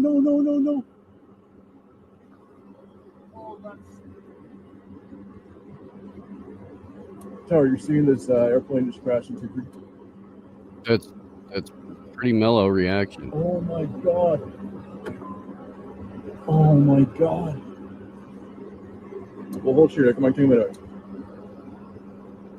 All right. Okay. So video. Yeah, they appear to have been sitting on the runway. They do. Well, let's get Ryan's thoughts because it is T-Lab Tuesday. So let's welcome, as we do, our good friend and brother, the founder, host of The Last American Vagabond, Ryan Christian. Good morning. What's happening, man? Cold in Tennessee? Nah, I forgot to turn the heater on in here last night. I tend to turn. I don't. You probably can't even hear it. It's like a really low sound device here, but I sometimes just turn it off anyway, just in case it adds any like background noise to the show, and then I forget to turn it back on when I leave, and it is super cold in Tennessee right now, so it's like 40 something degrees near when I walked in this morning. So it's just let it as it heats up. But good morning. What are you watching there? What's that about? That was the Delta flight that crashed at the Toronto airport yesterday, where no casualties. It did a kickflip, and there's something like a dozen or 16 people injured, but it's got a lot of the hallmarks of, for lack of a better word, fuckery. And that nobody's really buying that it was anything other than a stage show. That video does not necessarily look super real, and it came out way later than any of the other like cell phone footage and stuff like that of people being escorted out of an upside down airplane. This dude, Mike Torres, had a great meme for it. Oh, that's that lady. Okay, I was like, I forgot. I couldn't recognize who it was for a second. So shout out to that dude for spinning that one up pretty quick. So what's the core of the, like, where did this start? What's got someone going, wait a minute, I don't think this was real, or so Sam Tripoli, for the last like year and a half or so, every time that there's an airline related accident, has been screaming to anyone who will listen, they don't want us flying. Yeah, I mean, I think I agree. I think I agree with that, but as a larger, like I do think for a lot of reasons they don't want Americans to be, I mean, we're in a very controlled, like, ideological information bubble in this country, like a lot of countries, and so it behooves them to make sure we're not going out and like early in my life when I took a backpacking trip, and many after that, like the first one, it really kind of blew my mind. Like, as a, and I think even at the time I saw myself as a reasonably educated person. Like, inside, I didn't just buy but you go over here and you're going like, what the fuck? Like, that's not at all what we're told about any of this stuff. Like, it's like, this is crazy. And I'm not talking about differences of like historical events. I'm like, just what we're told about how they live, even in Europe. It's like, that was then. I mean, point is, I think that's important for a lot of reasons. I'm sure there's much bigger ideas than that, but I would agree with that. And so do you think that the idea is that it's manufactured to, get us scared to fly and leave and so on? Is that the kind of? I do, because I agree with you in that, like, travel teaches you so much more than, certainly empire education does. And it gives more you than most things. It gives you unlimited perspective and firsthand experience. That's for me what it really matters about, because we learn a lot. And it's the thing we always talk about, right? Is that, look, I'm not going to just dismiss, like, you read a textbook or more probably importantly, somebody's like a book they wrote about something they experienced, and you read through it and you go, well, even just take larger things like gravity or things that we just kind of accept at face value as people being taught. It's like, well, truly, we don't really know. I guess gravity is actually a bad example, but I mean, like, something, even though those all still apply, something that's like a research thing, or like, we learned this about X, Y, and Z, or like the moon or whatever. But we don't know. Like, how we go forward acting like we all just collectively know these things. And the truth is, we're just regurgitating things we've been told about stuff. And I'm not even saying that they're false. It's just interesting to think about the basis of like true knowledge. And so when you go out and look and travel and hands-on things and talk to people, and, it's like again, I agree with you. It is far more educational and insightful. And, that's the kind of real world, like, life experience knowledge that I think is more important than some of these highly educated, and I would argue intelligent people that during COVID-19 showed that can very much be a trap sometimes. When you, even though you're very smart, you have been kind of trapped in this idea that you're supposed to be listening to certain people. And, it's just a very different kind of idea, I think. And that's important. Well, and you hit on something too when you said backpacking trip. That's not just flying to a tourist destination, right, staying at a 5-star hotel, walking out to the beach every day, getting shit-faced, and then going back to your hotel room and calling it travel. See, you're funny. It's funny you say that. I don't see it as travel, and I think you got that. I mean, that's a vacation maybe, but you know what? I love the quote from the book and the beach, the movie. The idea that all, I forget the exact, kind of paraphrasing it, where he says, that it's just a terrible thing. All, these people, Americans, fly all these places and just and immediately seek out the same comforts of home. You know what I mean? Like, immediately with their TVs and so they're really not experiencing anything new. They're just trying to give themselves a break from their lives and grab all the same things. And it's just like, that to me, that's almost detrimental to your health in a lot of ways. Yeah, no, I agree. When it's definitely detrimental to the local populations who now are like forced into this sort of like slavery tourism nexus where they're just catering to the people who formerly colonized them or something like that. And it's, Glory Jones, my co-host on Slow News Day, goes the fuck off on that particular brand of tourism because she's half Jamaican. And they've turned that island into just kind of a trust fund kid playground in a lot of ways. Look at Hawaii, you know? I mean, it's the same point. I mean, these people, and I've said this so many times, and it's not even secret. You listen to people, and I mean, like, people very influential in the Hawaiian community and the Hawaiian government, they do not see themselves as Americans, as part of the United States. Like the government structure there would, right? But the real structure of what was the actual leadership of this, you know, island communities, you know, before this, they don't. I mean, it's very interesting to read about, you know, the history of King Kamehameha and like how this all went down and like how, you know, it was colonialism. I mean, it's very clear, you know, they just took what they wanted and still to this very day under a guise of something else with the Oprahs and the Zuckerbergs. And, you know, it's a very gross dynamic. And we just pretend like we just, you know, this is what we're seeing today more than ever, is that we've always acted like we were beyond that when the people that were pretending that more than anybody were the ones that were doing it more than anybody. The US, Israel, you know what I mean? Like, and now it's just coming right back on the surface, Greenland and Panama and you know, Israel now doing it in very, very, very obvious ways with multiple countries. I think it's transparent, but that's the point. It never actually stopped. Yeah. Well, it just got rebranded a little bit. Yeah. And that's also what we're witnessing, in my opinion, with you know, the bait and switch administration that is Donald Trump's second term. This is a rebranding of the way the government is going to work, because everybody, especially when you give them a demented kid sniffer for 4 years, is going to be like, well, this ain't working out.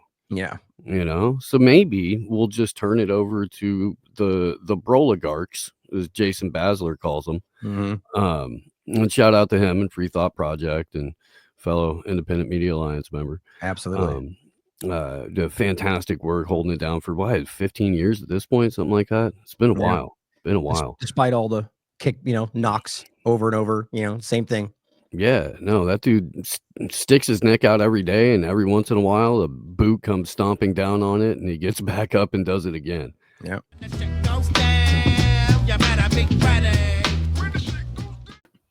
See if that gets us somewhere else. All right. Yeah. Billy D. Williams. I mean, yeah.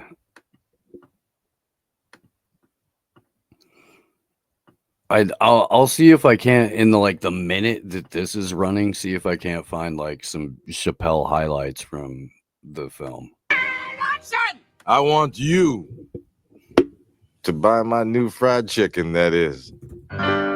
Sure enough. I used to work for the Pentagon. Now I help you to get your chicken on. And for a limited time only, order an 8-piece nappy meal and get a 32-ounce malt liquor absolutely free. You be buying, we be frying. General's chicken, the best chicken in the leg wraps and thighs, sweet potato pie. General's fried chicken. Oh, that's General's fried chicken. It's butt chicken. General's fried. You know it tastes so good. Introducing the Nappy Meal from GFC. This chicken is the bomb. At the General's, we do chicken right on. You look at that. The General's lost his damn mind. Making a fool out of himself over this crap. General's fried chicken. It's butt kicking. Hey, hey. Yeah. What? It's catchy. Reminds me of the Fresh Prince. I like him. He raps happy. He raps happy. Oh, I love it, dude. I do. This is a fantastic movie. We're in. Aha! The computer. Another idea stolen from the black man. Did y'all know that George Washington Carver made the first computer out of a peanut? A peanut! A peanut! Oh, shut up and get back to work. Spent 6 months setting up this operation. What the hell? What the hell? What the? Test. Solid. Hey! Oh, shit, it's Macy Gray with pork chop sideburns.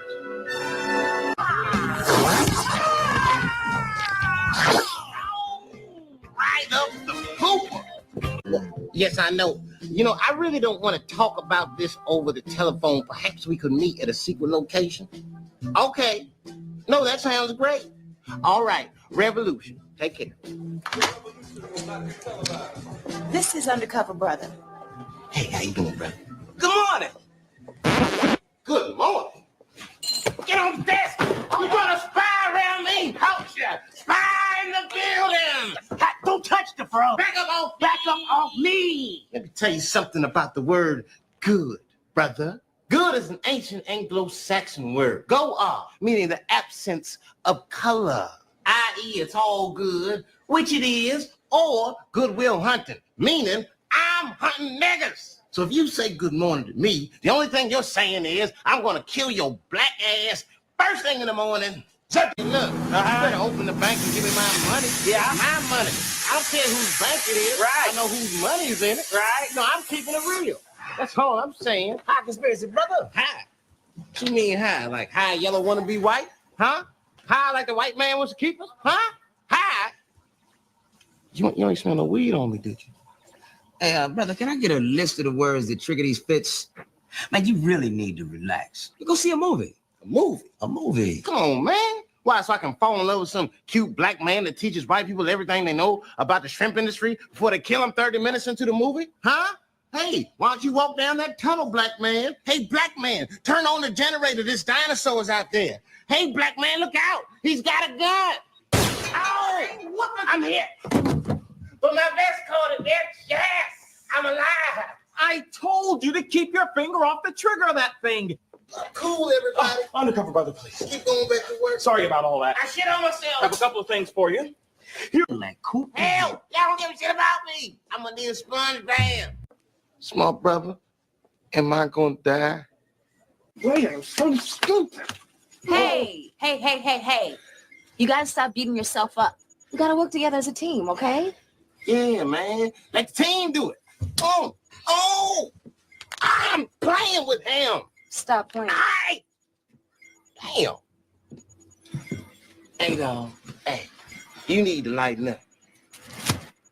You know what I'm saying? Just be careful with this because you smoke too much, it's gonna have you all paranoid and shit.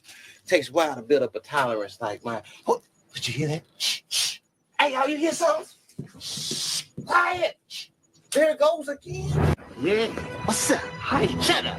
What? I said shut up, Whitey. I got the power. Break what? I said break names. Come on. Take it. That's right. That's good. Come on. Kid and play. Kid and hook. That's right. And funky. Oh, yeah. I like black people. Atomic core. See what this so-called button does. Attention. Atomic core set to overload. My bad. Thanks to you. Oh, no thanks to me, Chief. I couldn't have done it without Sister Girl. You know what they say? Behind every great black man is the police. No.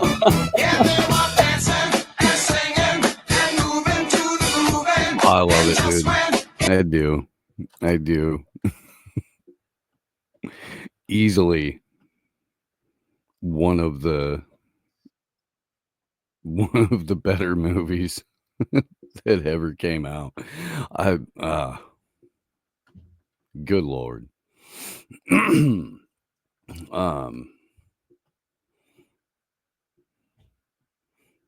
I guess we should probably get into some of the real shit.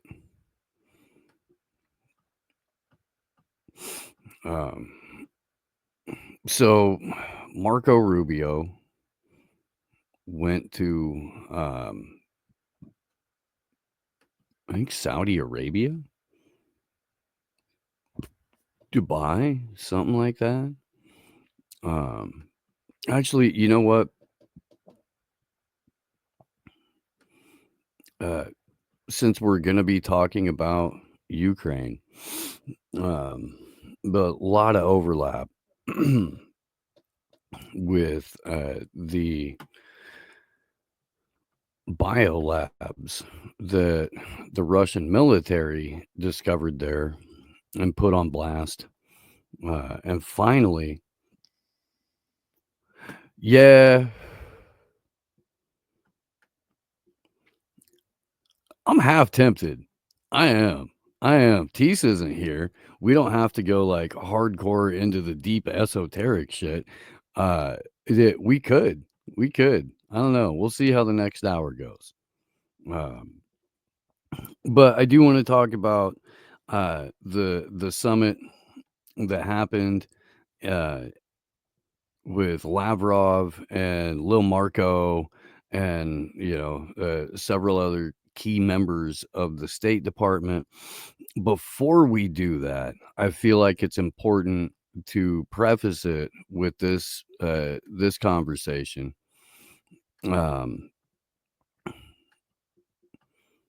So let's get into it.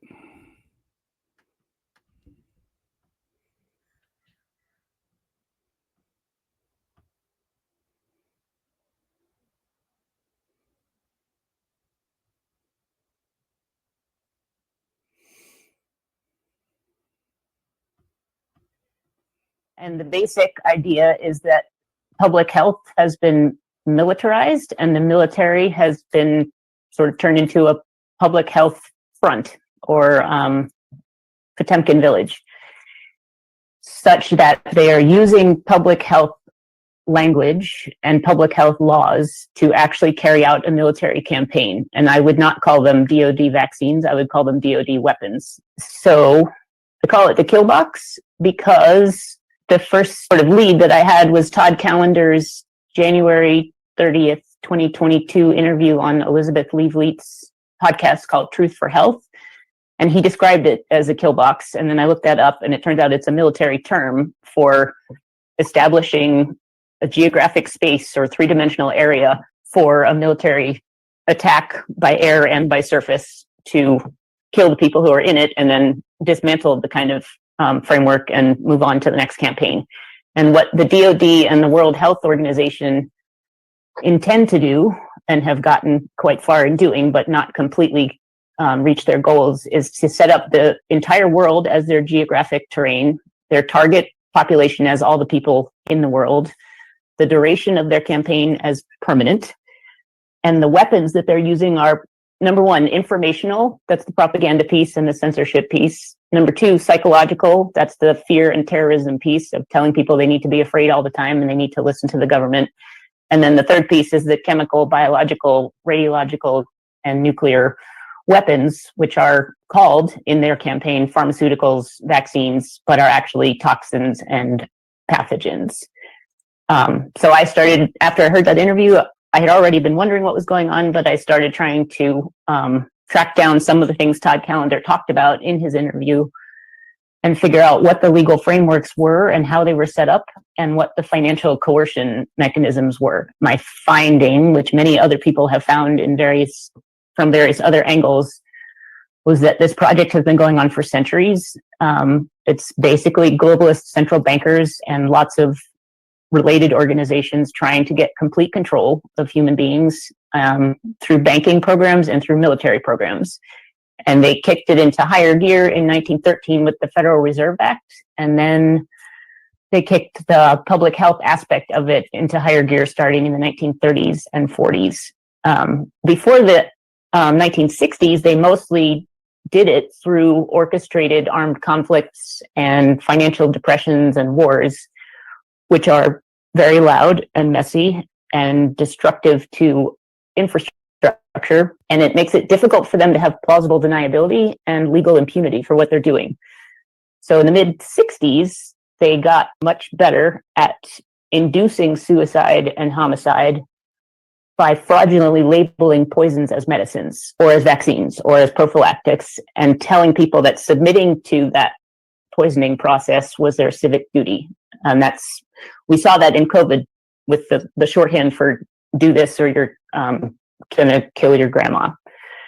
And the way that the pharmaceutical method is primarily useful to them is that plausible deniability is much easier and legal impunity is a lot easier. they can achieve the same goal of killing lots of people without their fingerprints being all over it. I looked into the coercion cascades, mostly financial. Not going to go into a lot of detail with that, but it starts at the top with the Bank for International Settlements, and they can use their control of other federal central banks' access to financial systems, and then all the way down through state governments, national governments, local, municipal, school districts, hospitals, everything. If you comply with what they're telling you to do, as far as masking and testing, isolating yourself, taking injections, then you will get the financial access that you need to run your business or to have a job.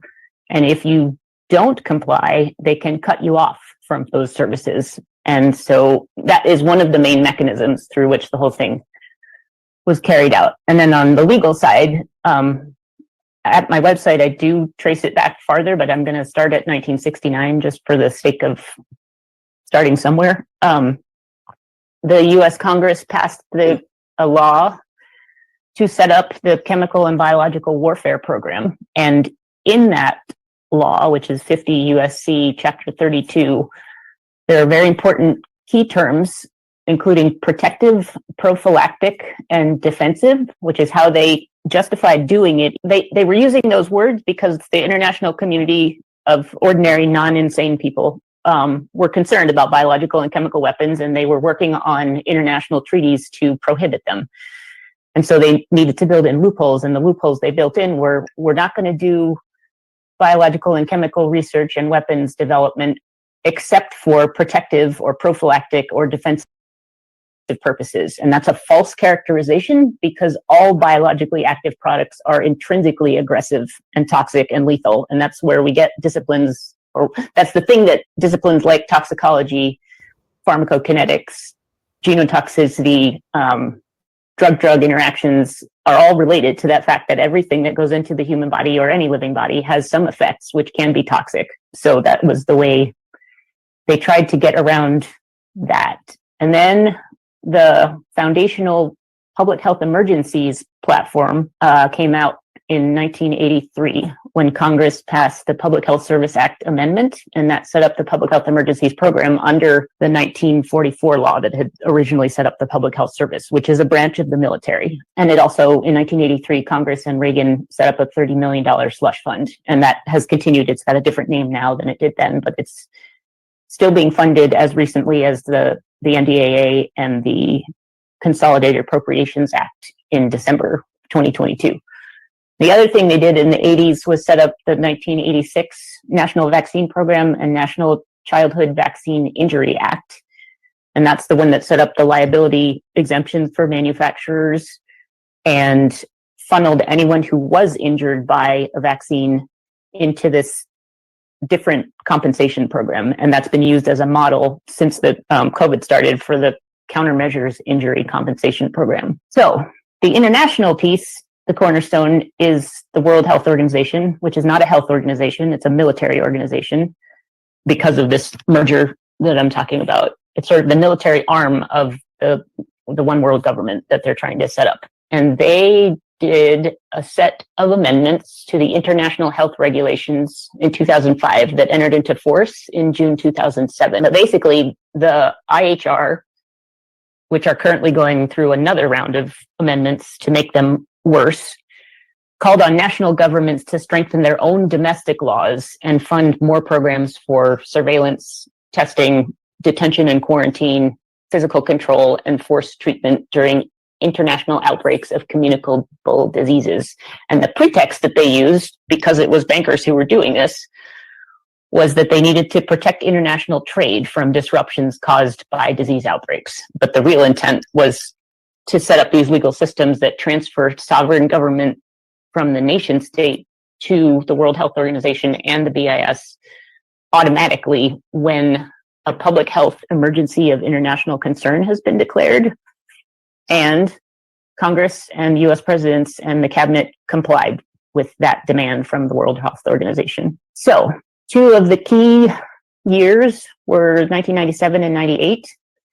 That was when the beginnings of the emergency use authorization program was set up, and when they transferred the CBRN weapons stockpile from DoD classification, I guess, to HHS or CDC classification and control.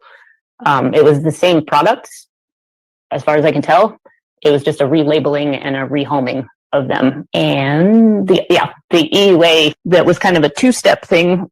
At the time, the public was really upset about the use of unapproved vaccines for anthrax on military troops and the horrible adverse effects they were having.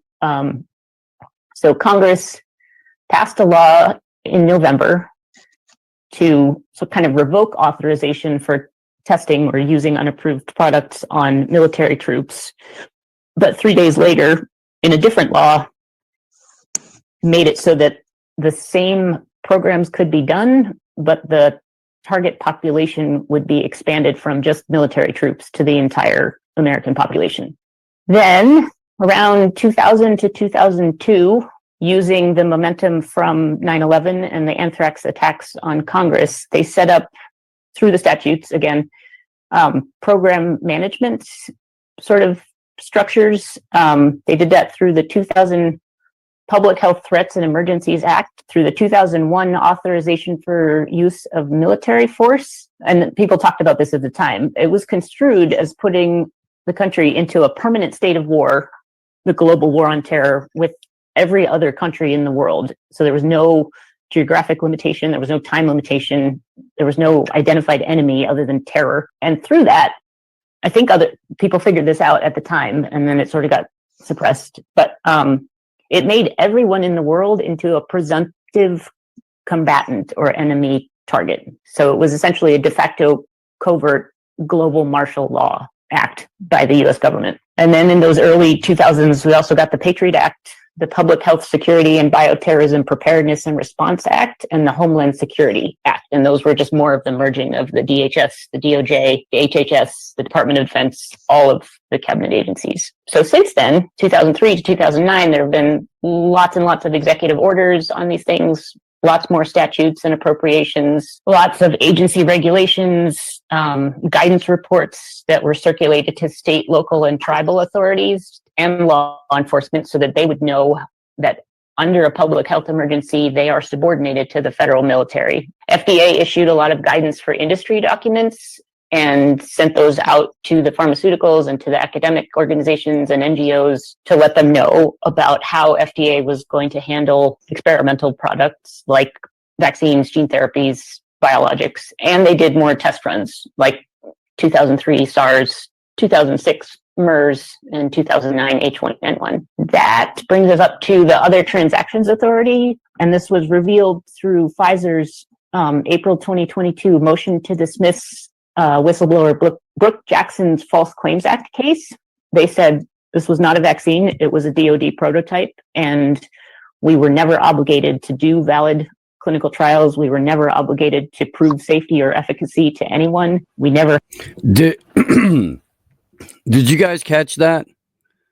Let's run it back here real quick because that's a pretty important piece. It was going to handle experimental products like vaccines, gene therapies, biologics, and they did more test runs like 2003 SARS, 2006 MERS, and 2009 H1N1. That brings us up to the Other Transactions Authority, and this was revealed through Pfizer's April 2022 motion to dismiss whistleblower Brooke Jackson's False Claims Act case.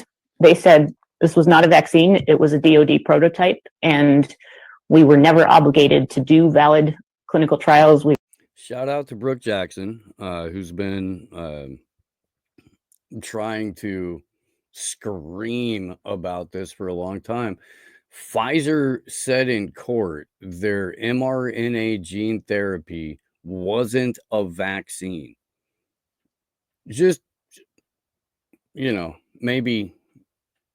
maybe share this with your friends. I'll drop the link in the chats. We were never obligated to prove safety or efficacy to anyone. We never had to get FDA authorization through any of the normal guidance for industry channels because it was a prototype.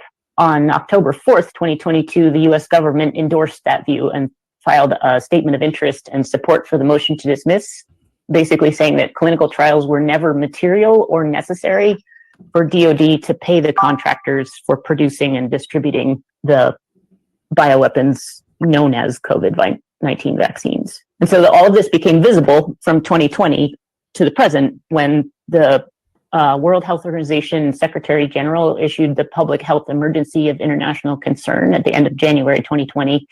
And the HHS Secretary immediately triggered the domestic frameworks through the determination that a public health emergency exists, followed by PrEP Act declarations for medical countermeasures, which are the weapons. And then Congress and the presidents, Trump and Biden, passed several additional congressional acts funding and reinforcing the structure of the kill box, and issued more executive orders under the Defense Production Act, under the Stafford Act, under the National Emergencies Act to sort of build out the program. Basically, what it built is a huge public and private funding stream for military-led bioweapons research and use, eliminated informed consent by reclassifying people who could potentially be carrying a disease as presumptive national security threats, so that you can do anything you want to them because you're on a war footing, and to shield the products and weapons from product liability, to shield all the people involved from criminal liability and civil liability, and to shield the government funders, developers, and regulators from criminal prosecution under the other laws which are in place but are sort of superseded by this framework for use of bioweapons, use of chemical weapons, terrorism, things like that. I see it as a joint project between the U.S. Department of Defense, a coordinating committee of that, the criminal prosecution under the other laws which are in place but are sort of superseded by this framework for use of bioweapons, use of chemical weapons, terrorism, things like that.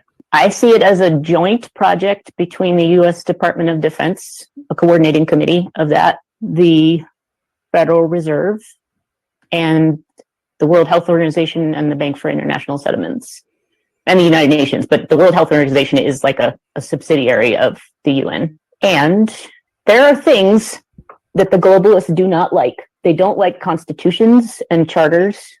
They don't like the conflicting statutory frameworks around bioterrorism, war crimes, genocide, torture. They don't like any of that stuff. They don't like when states and provinces and counties and like towns pass their own laws protecting informed consent, protecting people for consumer safety.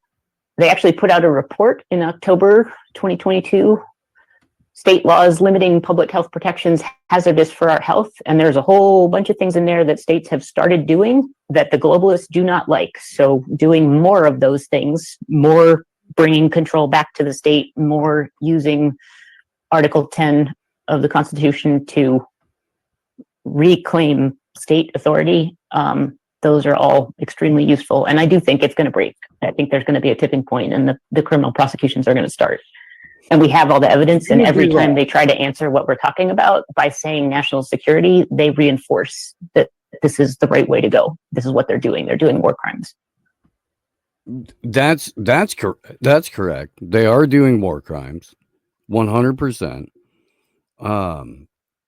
She's describing the public-private partnership that we've talked about for a very long time. And kind of touching on things that, the Trump administration has flat out admitted that the Ukraine war is about, which is the acquisition of rare earth minerals.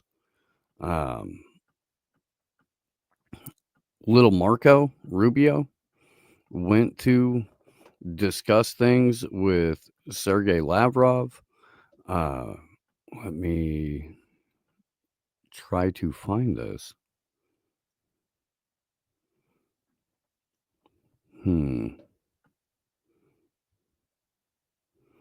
Okay. Well, where's the Rubio statement?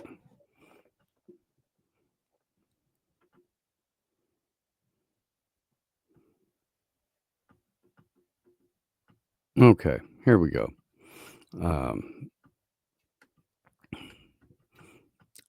And then I've got an article. And again, let's see. One's in the chat if you want to watch Undercover Brother for an hour. And then we'll get back in. We'll get back to the news. But here's little Marco. Walk you through the next step is multi-track. Sorry about the low First audio. step That's is not my working fault. through our respective teams at the diplomatic side, just to ensure that our diplomatic missions can function. There's been a series of reciprocal actions taken over the last 10 years that have really diminished our ability to operate in Moscow, as an example, and they would argue their ability to operate in Washington. We're going to need to have vibrant diplomatic missions that are able to function normally in order to be able to continue these conduits. The second is a high-level team, including those who are experts on these topics, the technical side, to begin to engage with their side on parameters of what an end to this conflict would look like. And on that front, obviously, there's going to be engagement and consultation with Ukraine, with our partners in Europe and others. But ultimately, the Russian side will be indispensable to this effort, and so that process will begin. And then the third is, together with those other two, is beginning to engage in identifying the extraordinary opportunities that exist should this conflict come to a acceptable end, the credible opportunities that exist to partner with the Russians geopolitically on issues of common interest, and frankly, economically on issues that hopefully will be good for the world and will also improve our relations in the long term between these two important countries. So all three of those efforts will be happening in conjunction with one another. Obviously, the diplomatic one is one we think we hope to move pretty quickly on, because this involves the treatment of our respective missions. The second one will be difficult, which is the question of Ukraine and the end of that conflict. But I think that's essential in order for the third piece to even be possible, which is our ability to work together on other geopolitical matters of common interest, and of course, some pretty unique, potentially historic economic partnerships as well. The key that unlocks the door for those opportunities, however, is the end to this conflict. Well, funny thing about that is, just as the Trump administration and Marco Rubio is trying to, quote unquote, draw down the situation in Ukraine, it's being reported that there's a significant uranium shortage. Now, guess where you can get a whole bunch of uranium? And this is going to be critical as the United States moves toward nuclear powered data centers. Many countries are now looking to nuclear power to cut emissions. Reliance on imports of oil and gas meet the growing power demand from AI and data centers. We'd need much more uranium supply. China and Russia have moved to secure supply from African countries and are buying key nuclear fuel from Kazakhstan, which is the biggest producer of uranium in the world, and prefers to keep its sales diversified. Not all in the nuclear power industry and the energy companies in the West realize the competition for uranium supply is leading to a supply crunch. We're on a depletion curve. Russia and China are rapidly expanding their offtake of mined uranium from international partners, uranium enrichment capabilities, nuclear infrastructure. To strengthen uranium and nuclear fuel supply chains, the United States must work with allies, implement conducive trade and tariff policies, and invest in both domestic enrichment capacity and uranium ore production. Remember that the whole freaking Russiagate thing really got started because of Hillary Clinton and Joe Biden and Hunter Biden trying to get uranium from Ukraine, like under the guise of diplomacy or some shit. But uranium won. That was the thing.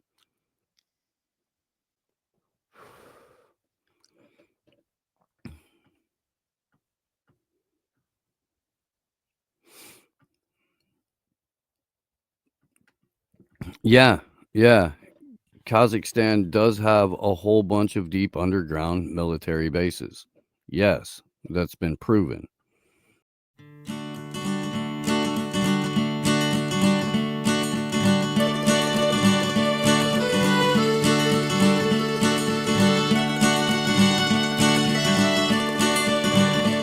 If I ever leave this world alive, well, thank you for the things you did in my life.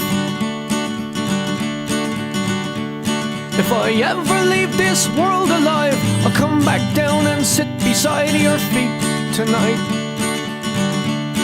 Wherever I am, you'll always be more than just a memory.